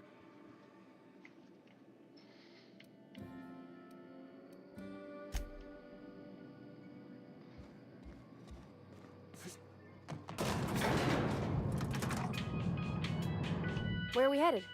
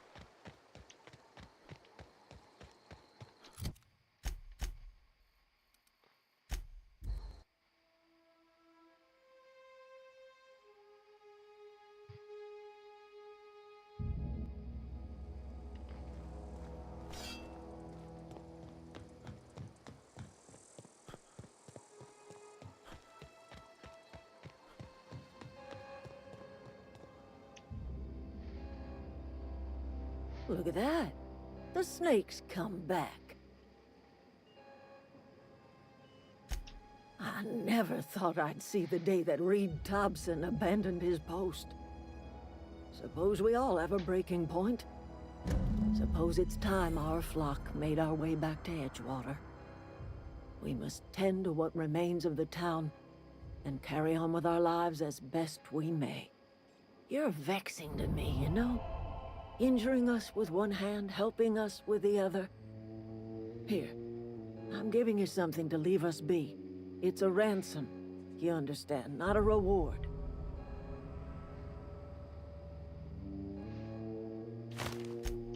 This don't put us on even footing, you understand. But it is a start. I might turn that old cannery into a garden. Got ourselves a whole cemetery bursting with bodies. I need some time to gather my personals. Long walk back to Edgewater. Got a considerable burden to carry.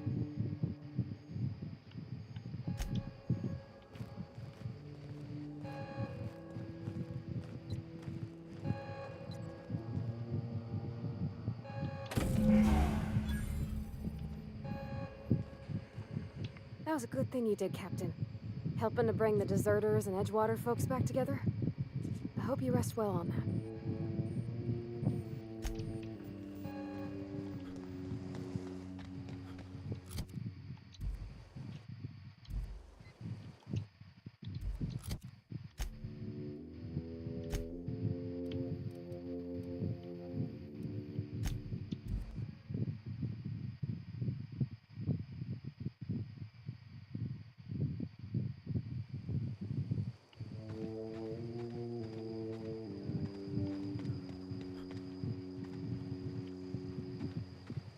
Is this your ship? Oh my stars, she is just so handsome! Does she have a name yet? What's her drive model? Oh, gosh. Listen to me babbling. When I was in Edgewater, I dreamed of flying on a real ship, working on a real engine, belonging to a proper crew. I'm the only decent mechanic Edgewater's got, but every time I think of going back, I get this sinking feeling.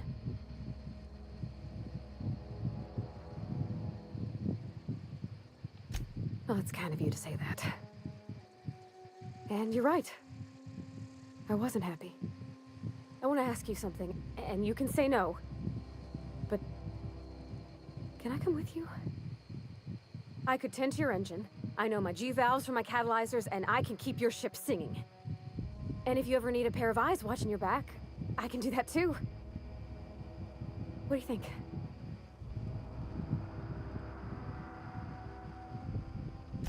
Yes! I mean, Thanks. You won't regret this, mister. Captain. I can call you Captain now. Ha! I got a captain.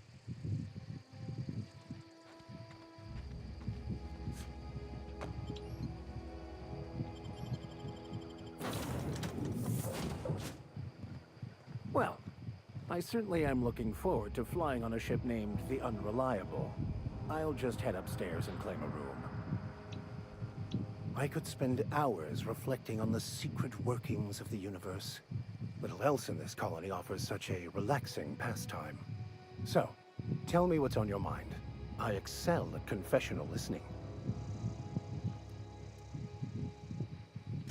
Nothing too out of the ordinary. Just your run-of-the-mill vicar with a violently enthusiastic disposition. That's what my parents called it. I grew up in a pit of a town much like Edgewater. I was destined to be a laborer like my parents, but I was infected early with a need to solve the equation. My passion didn't sit well with them.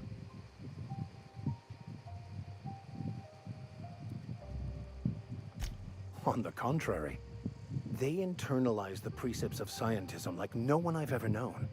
They had a pure faith, a faith that brought joy to them regardless of the situation. I envied that. I wanted that peace. I thought if I became a vicar, I could find it. Or at the very least, find out why I lacked it.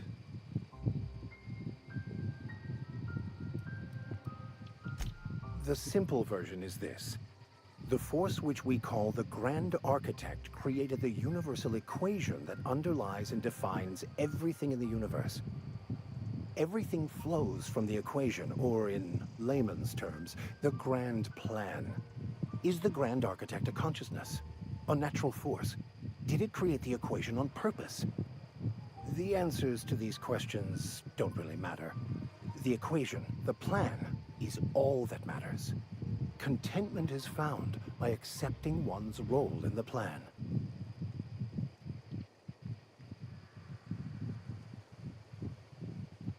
The plan is not one rigid path. There are a variety of multitudes contained within it. Our paths have variance, but we'll end up adhering to it, whether we like it or not. Some choices make the path smoother, some rougher. You can even go outside the lines, but the further outside you go, it's like an unbreakable elastic band. It will only stretch so far before it snaps back. The further it is stretched, the more violent the eventual correction.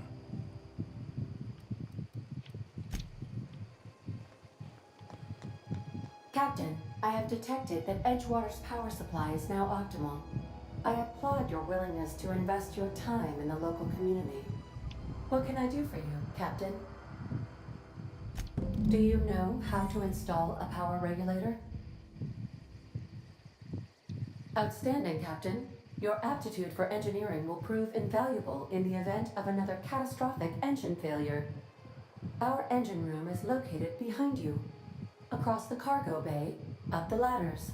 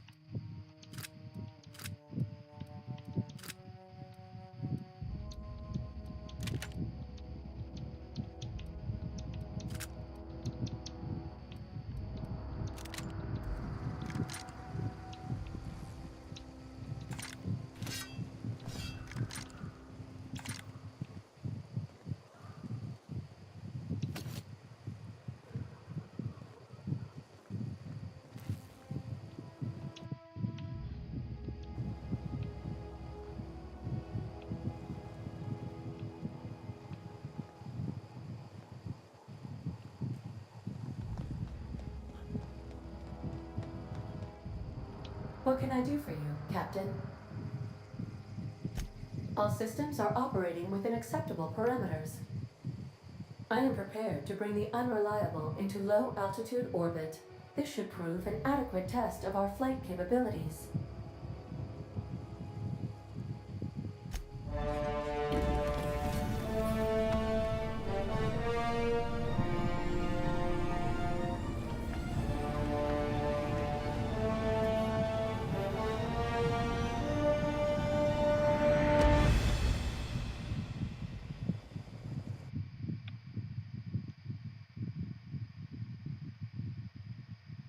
We have received a communication request from Dr. Phineas Wells. Aha, there you are. Hale and hearty, and captain of your own ship. I see you're putting the unreliable to good use. Shame about her former captain. Horrible way to die.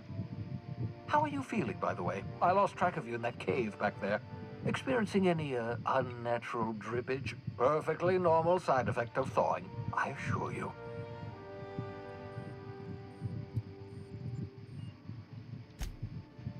Oh, that, yes, that's probably permanent.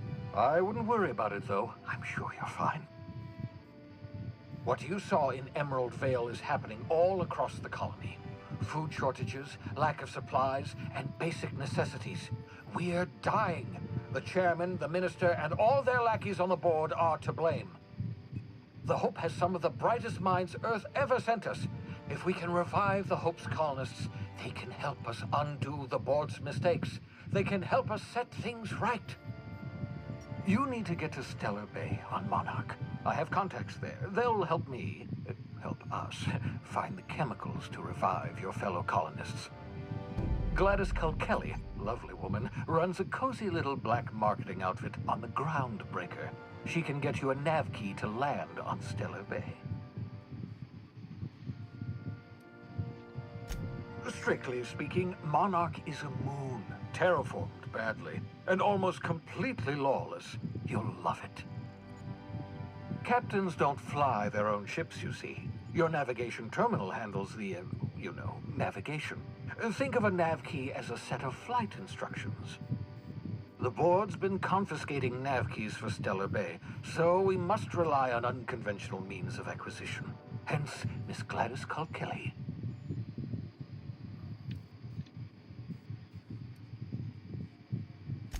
Without a skip drive, good luck. You'll be dead before you make it to the nearest star. Look, I admire your optimism, but the sad truth is you're stuck here. You, me, and the rest of this colony. We're all skating precariously around the edge of oblivion together. None of us are leaving Halcyon alive, so we may as well make it a better place, and we can start by reviving the Hope. Excellent. I'll send her a wireless. Let her know you're coming. By the way, I gave Captain Hawthorne a disguise apparatus of my own design, cutting-edge technology, years ahead of its time. I call it the Holographic Shroud. I'm sure it will prove remarkably useful to you. You'll find it in the captain's quarters. Excellent. I'll contact you once you've found a way to get to Stellar Bay. If you have any questions, come see me in my lab. And remember, don't trust the board. They'll try to win you over with promises of wealth and power, but it's a lie. The board's only interested in filling their own pockets. If we don't put a stop to them, they're going to run this colony to the ground. Transmission ended. If you are ready to depart, please select a destination on your navigation terminal.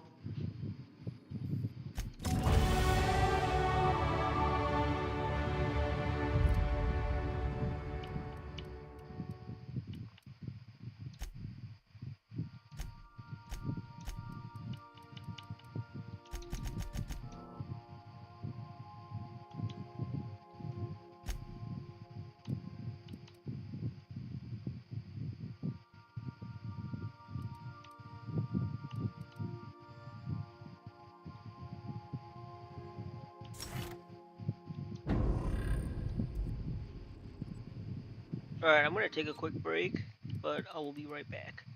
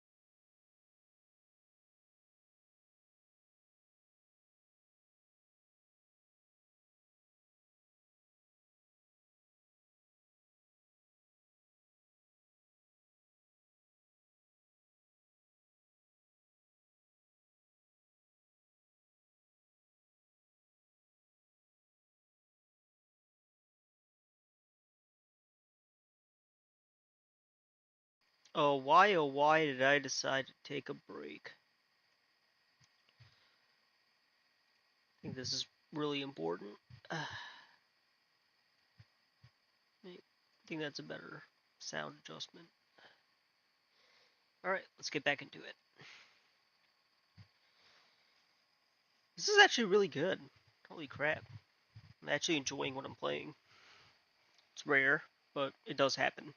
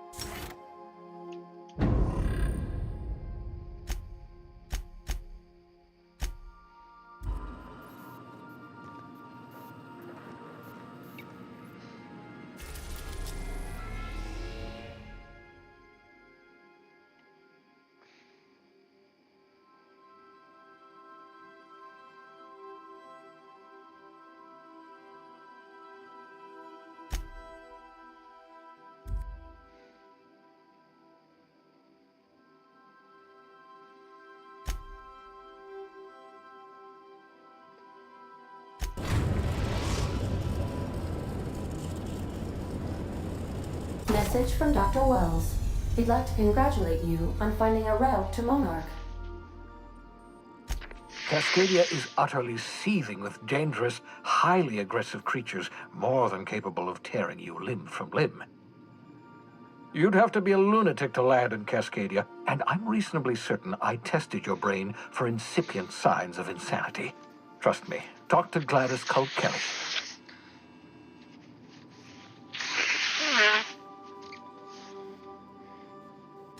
You'll need to speak with Hiram Blythe.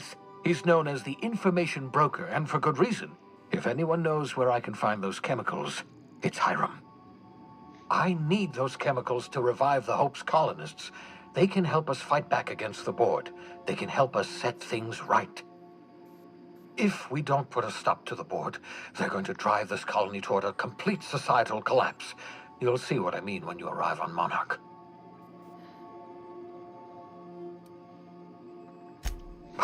No, never. Monarch is a hotbed of political activity. I can't imagine why Hiram set up shop there. Cuisine, perhaps?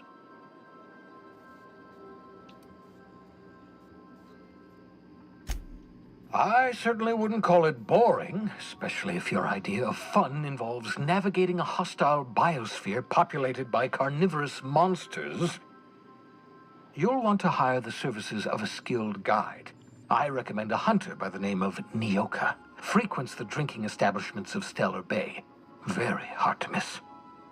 Once you have everything you need, make your way to Hiram Blythe's compound. Come see me in my lab. I'll answer any questions you have. Best of luck. Everyone on the Hope is counting on you. Captain, an unusual wavelength is coming through Monarch's aether wave frequencies. The eternal is in us all. The OSI would have you believe that your place in society, indeed in the universe, is preordained. A man who works in the mines of Hephaestus, coating his lungs in mercury dust for not but a few bits a night. This fate is set in stone? When he dies young, coughing up black blood, his part in the grand plan? No, I say. Greatness is in everyone. Not just those so fortunate as to have been born into prosperity. That was unexpected and odd. Analyzing the subtextual ordering. I believe it was a type of sermon, Captain. Very zealous, An origin.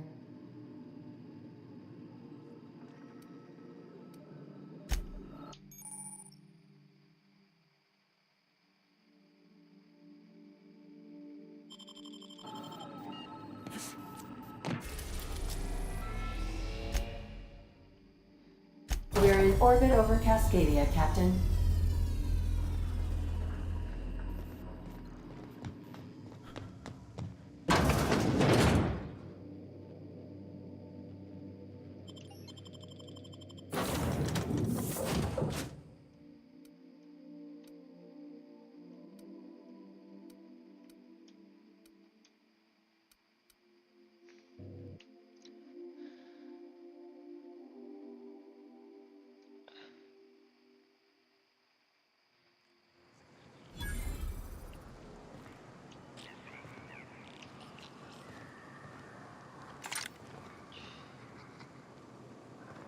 Are we gonna get in trouble today?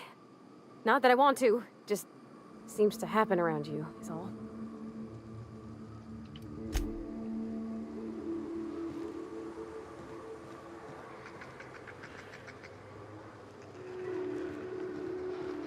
Now this is a wild wasteland. Danger and adventure surely await us. There's an awful lot of rustling and growling out there, Captain. Yeah.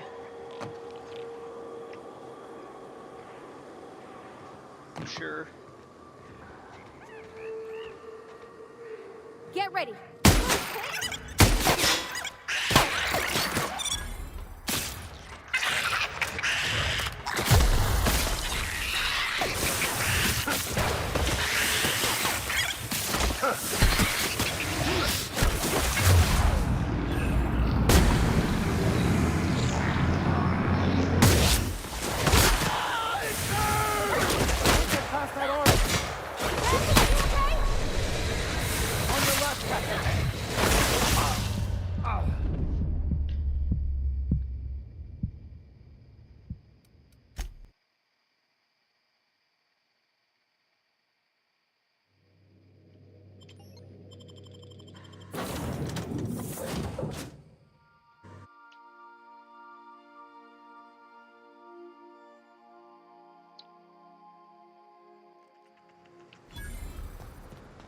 Now this is a wild way.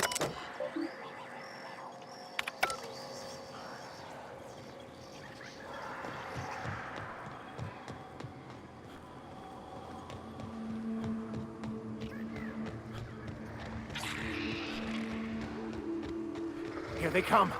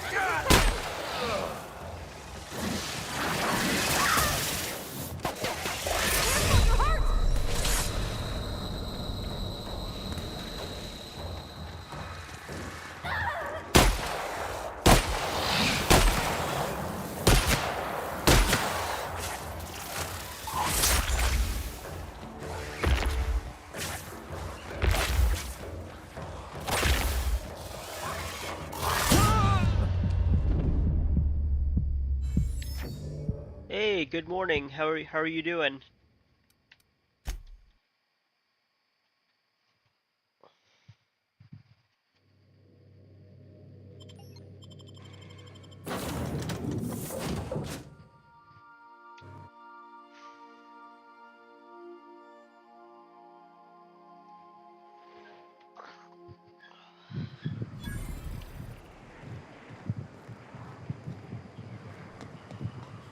Now this is a wild wasteland. Danger and adventure surely await us. There's an awful lot of...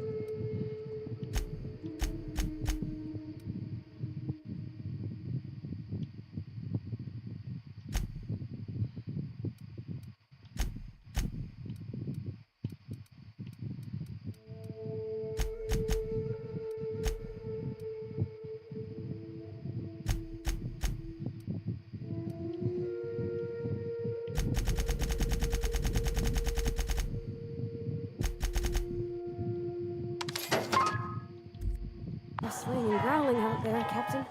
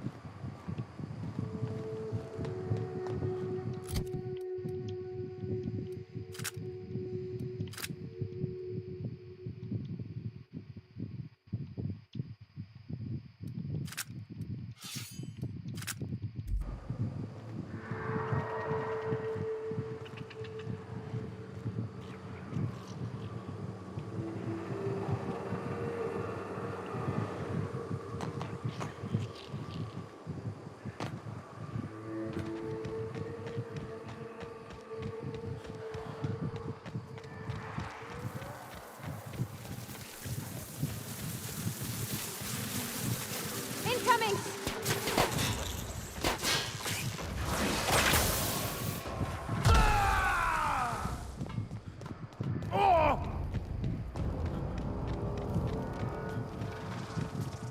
This should be fun. And dangerous. Get ready!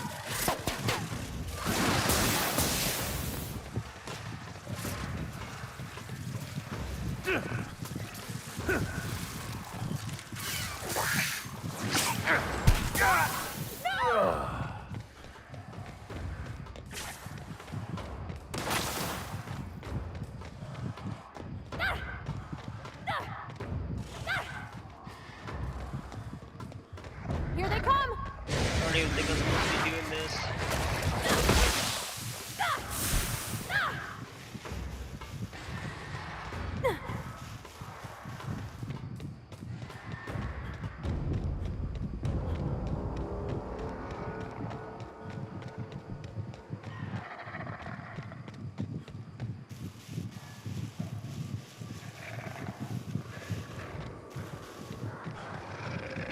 Here they come!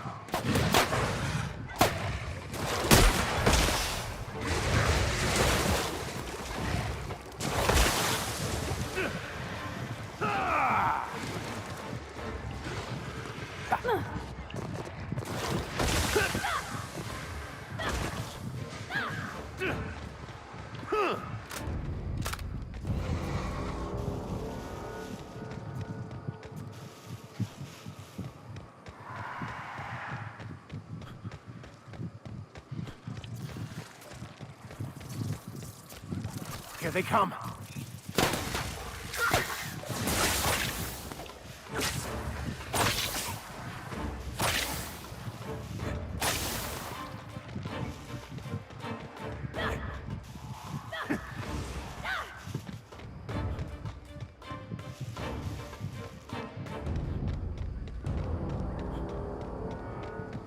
had a question about your plan, Mr. Vicar. Of course. The cosmos is generated and directed by the universal equation, also known as the Grand Plan. By contemplating the incoming!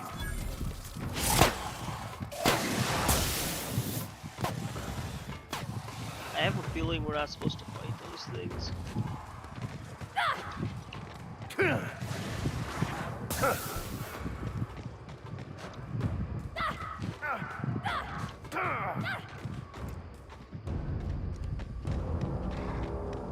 Here they come!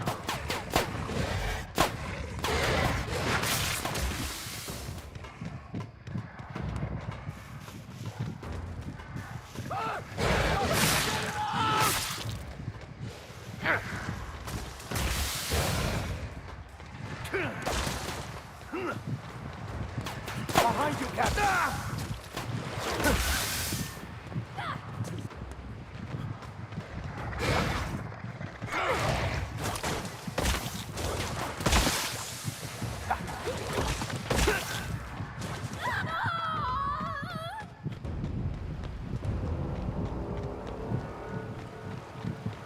Hold on to your hats, children. This ride is about to get ugly. You reckon the smell ever goes away? Maybe the wind off the sea helps.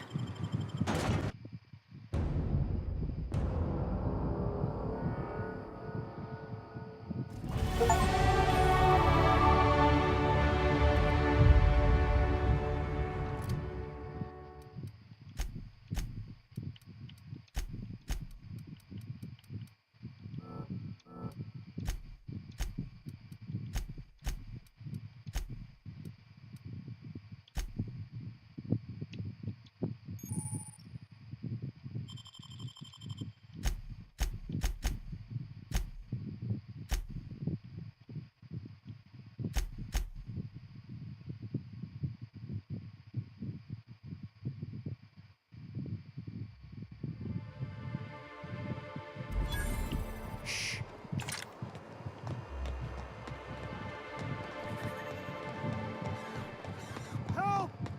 Someone's been killed!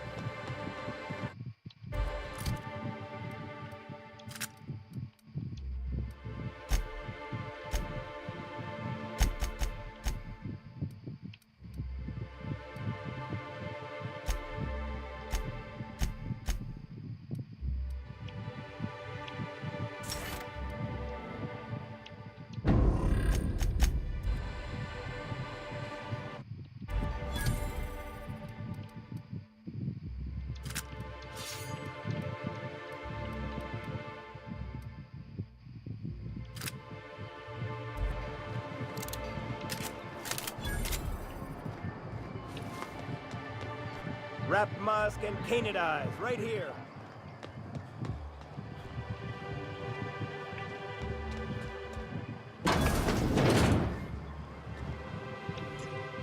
And the little bastard's slippery, right?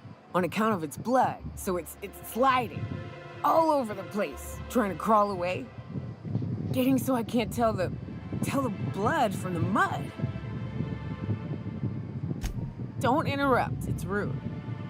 But I gotta get in there, get right in that baby rap's stomach and dig it out. If so much as a drop of stomach acid got on that medallion, shit, I don't know what I'd do. Might be I'd hunt every damn wrapped out there. Right. What are you staring? Wait. You ain't from around here. Who are you?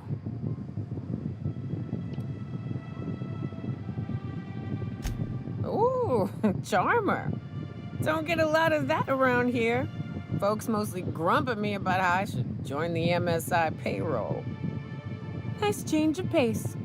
Buy me a drink, will you? Outstanding!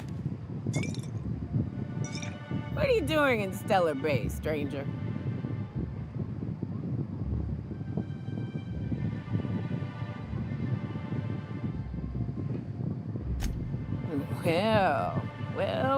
Well.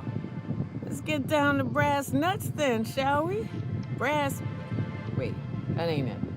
Brass rats? Let's talk business. I'm headed back out there after I sober up. You want a guide sooner than that? You'll have to get me something to clear my head. Outstanding! Our dispensary here maintains a stock of, well, I don't rightly know what they are. Steroid or caffeine somethings? Pills.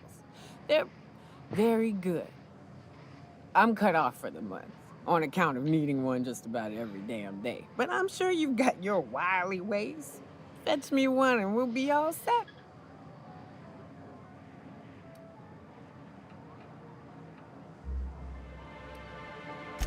That's quitter talk.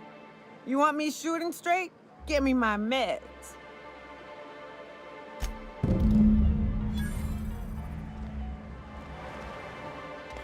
What are the chances of all the times and places?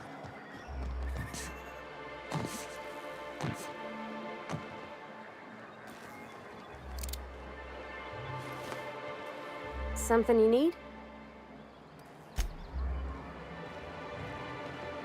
Velma seem out of sorts to you? She's always cranky.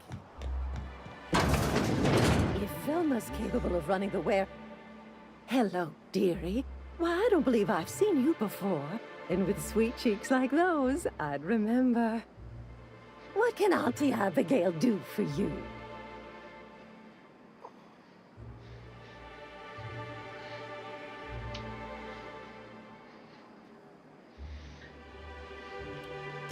Bless your little heart. You must mean caffeinoid. If it's pep you need, one pill does the deed. Now, dearie, who's this pickup for?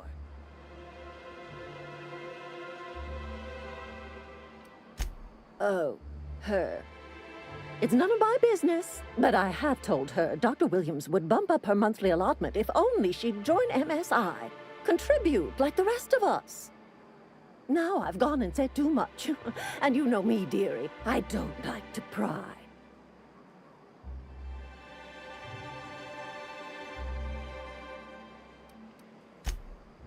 I'm afraid not.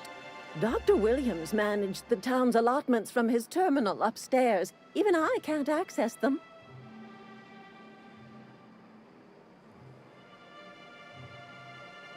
Oh, you flatter an old woman. Me, I'm just here to be a pretty face for the customers. And to keep an extra key to the supply room for all the times Dr. Williams misplaced his. The one upstairs, where we store our medicines.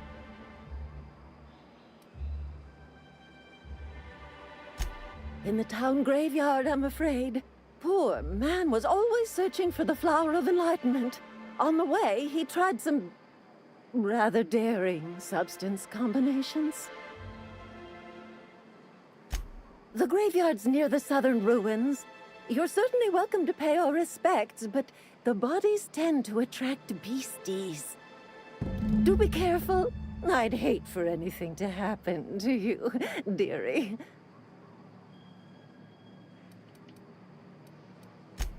Chin up, dearie. If Velma's capable of running the warehouse, she can...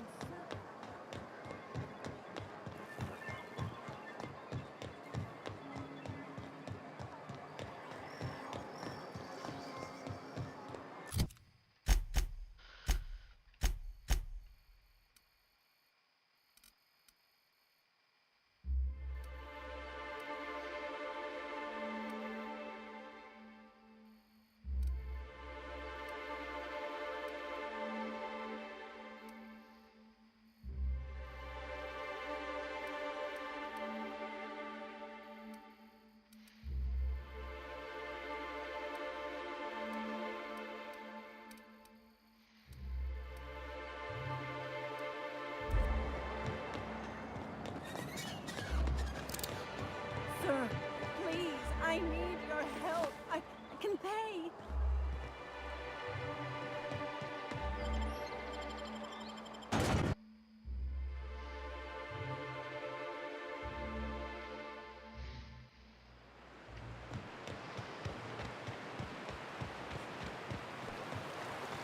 Ooh.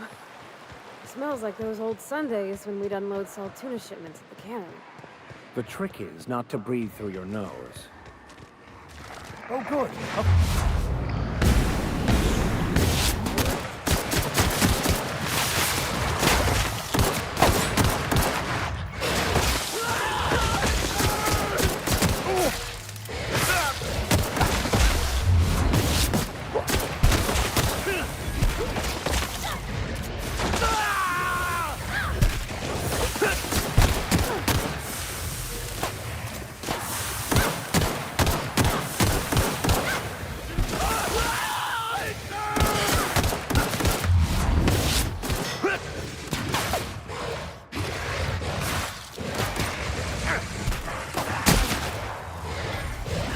Well done.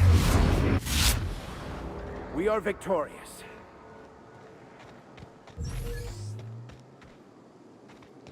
Elusive man.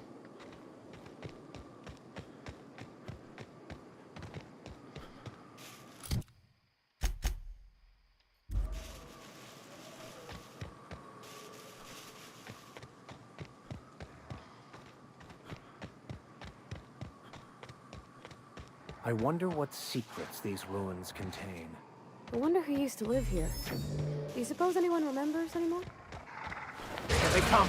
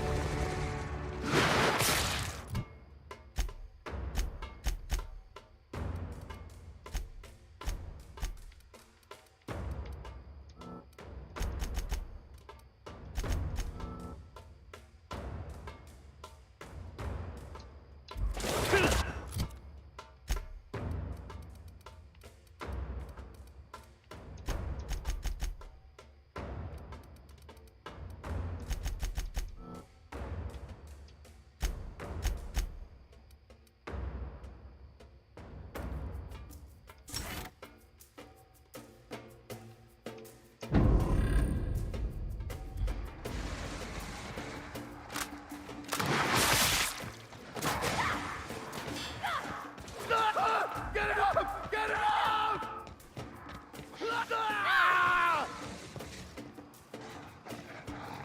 Not getting through.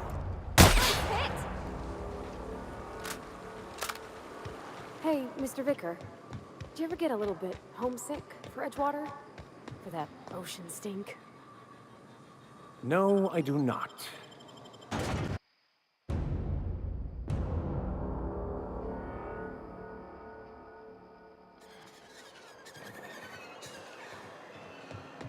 I've seen you limping a bit. You all right, Mr. Vicar? Need us to slow down? What are you implying? I am perfectly fit. My knee is just acting up. There's no shame in being older, Mr. Vicar. Don't worry. The captain and I will take care of you. I need neither your advice nor your pity, young lady. Hello again, dearie. What can I get you?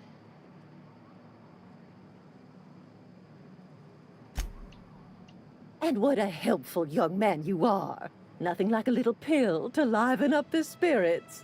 Who's your lucky friend, dearie? Oh, her. It's not... Now I've...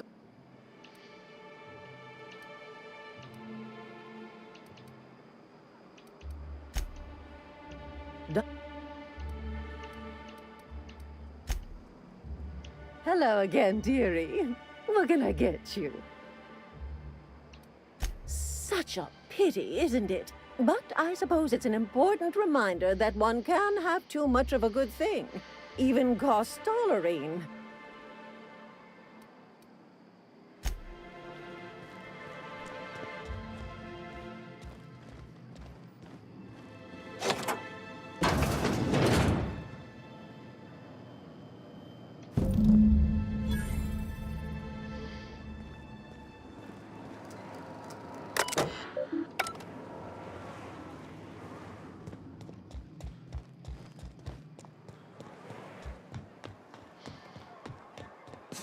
Smells like raft in here.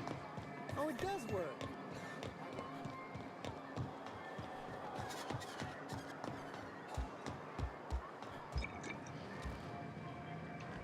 Ah, the charmer.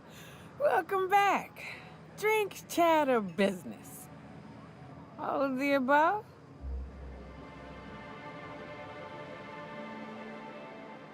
More or less dangerous than a steady supply of alcohol.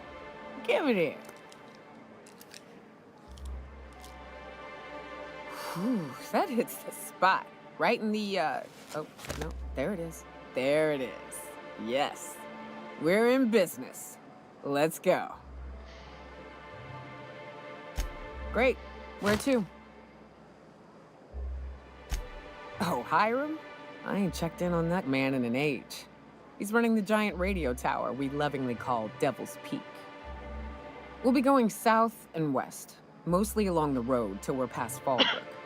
Out there's a western slope that'll lead us through some fun. You like hunting, right? That's fun. If you're more of a spelunker, Rotting River will take you into the mountain caverns. We can discuss options when we get closer. That said, 3's already a crowd. I don't mind waiting somewhere until you got a spot open.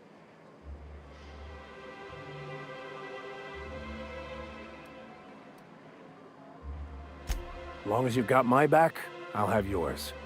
Welcome to the unreliable crew. So you keep Monarch safe, huh?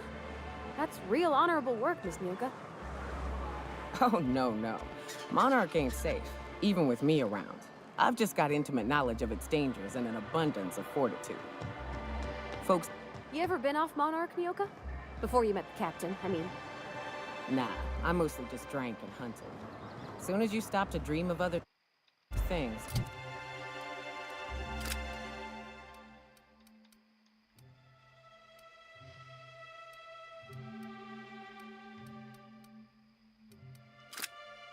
That'll be the day something sneaks up and eats you. Don't fret. I'm watching your back now. Anything tries to eat us, I'll give it a mighty whack on the nose. Well, I'll be damned. You watch my back, I'll watch yours.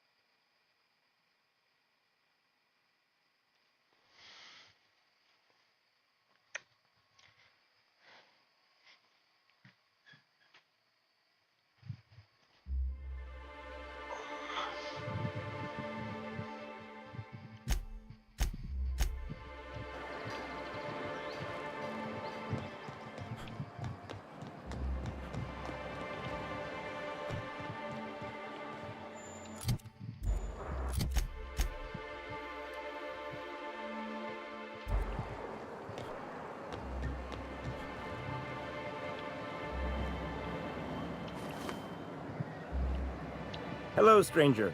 Can I interest you in raptidon tongue? Or maybe some canid toenails? You look like a man who's looking for some mostly fresh animal parts? Sebastian, you ever get your hands on those pheromone sacs? Manipillars ain't gonna hunt themselves, you know. I must have hunted a dozen, but I couldn't find a single sack on any of them. Must be looking in the wrong place. Manipillars ain't got pheromone sacs. I just told him that so he'd stop asking me for advice. At least I'm getting a good haul of claws in the process. You're in good hands, traveling with Monarch's top merc. Still, if you want any rat glands or manticlaws, I've got you covered.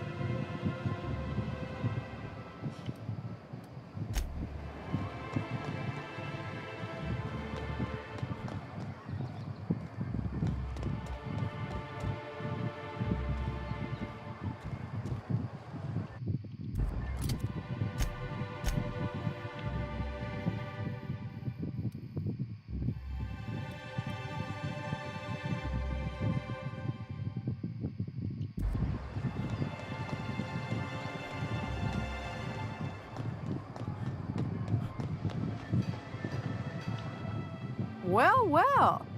The only new folk I ever see in town are sublight runners from Fallbrook. But you don't look like one of Catherine's. What can I get you? If you don't see it, I don't got it. Don't go asking for the special reserve.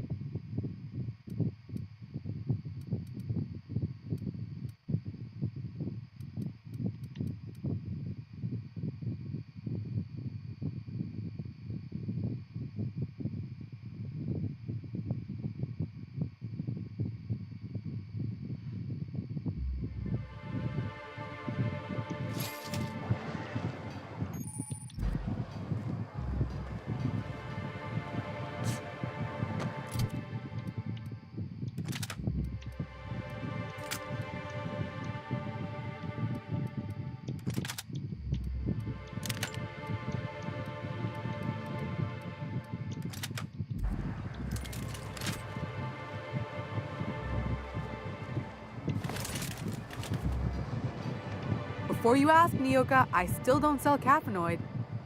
What can I get you? All sales are final, unless you threaten me. I'm kidding. Don't threaten me.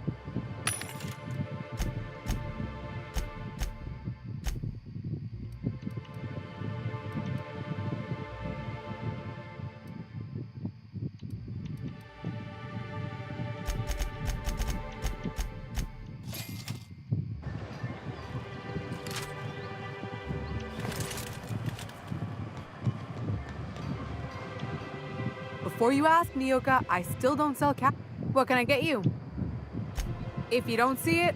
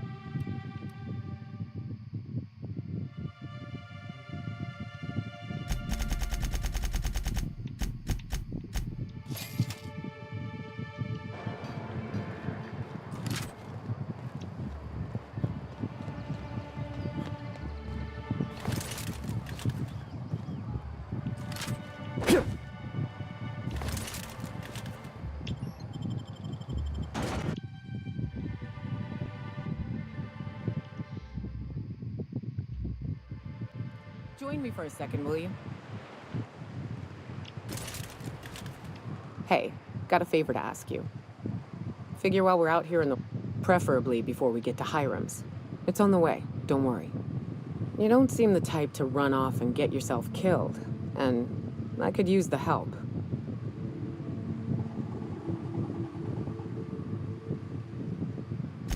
I'll be upfront with you. I hate asking for help. I hate it.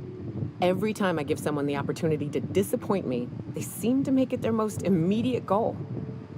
But this, what I'm thinking, it's dangerous. Really? Here I was steeling myself for inevitable rejection. I used to run with a band of hunters. Friends. 6 of us.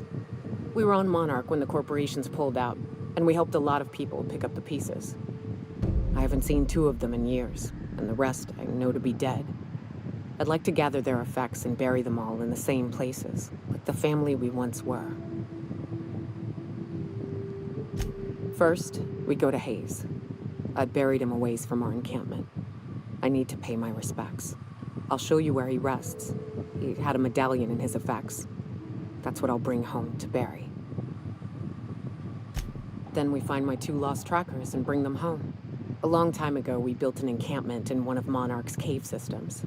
Trouble is, a Maniqueen showed up and kicked us all out. If we can find Rebecca and Anders, they'll know how to lure her out. Then, we kill the bitch and bury everyone's medallions together. Thanks, Cap.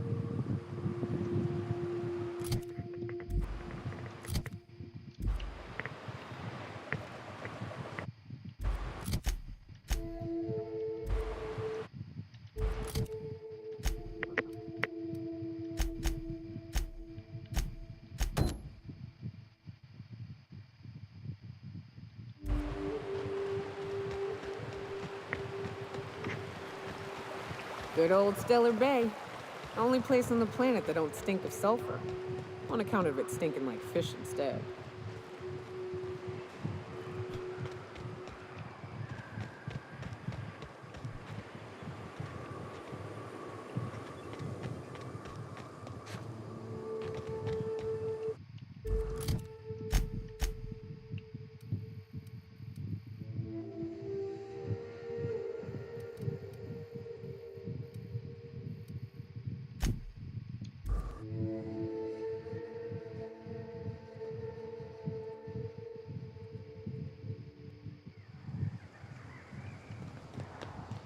Did you have a sweetheart in Stellar Bay?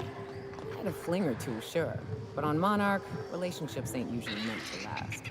A lot of fools tried to impress me, feigning bravado in the wilds, thinking they'd catch my attention with their stories.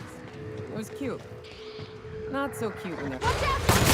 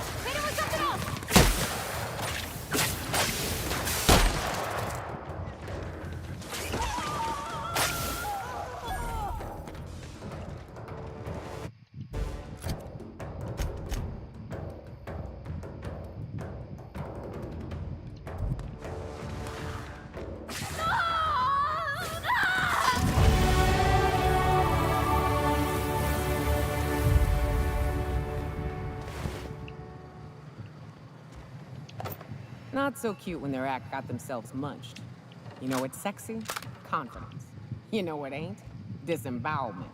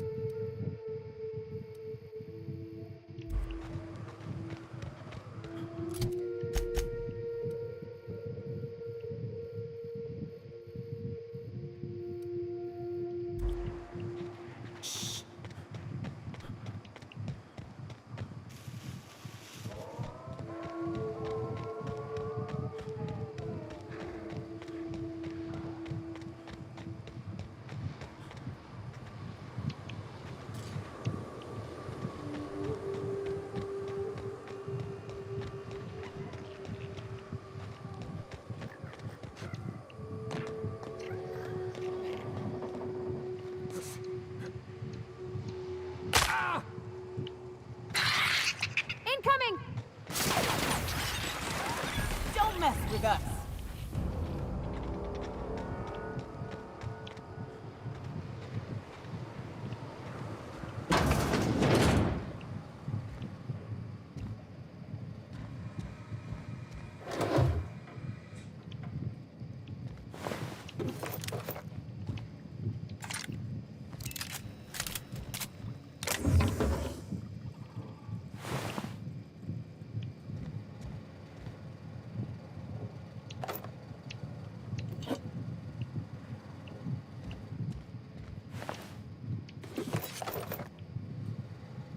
Alright, I'm kind of getting bored. I'll play this offline, maybe. Just wanted to jump on. Alright, y'all. That's the show.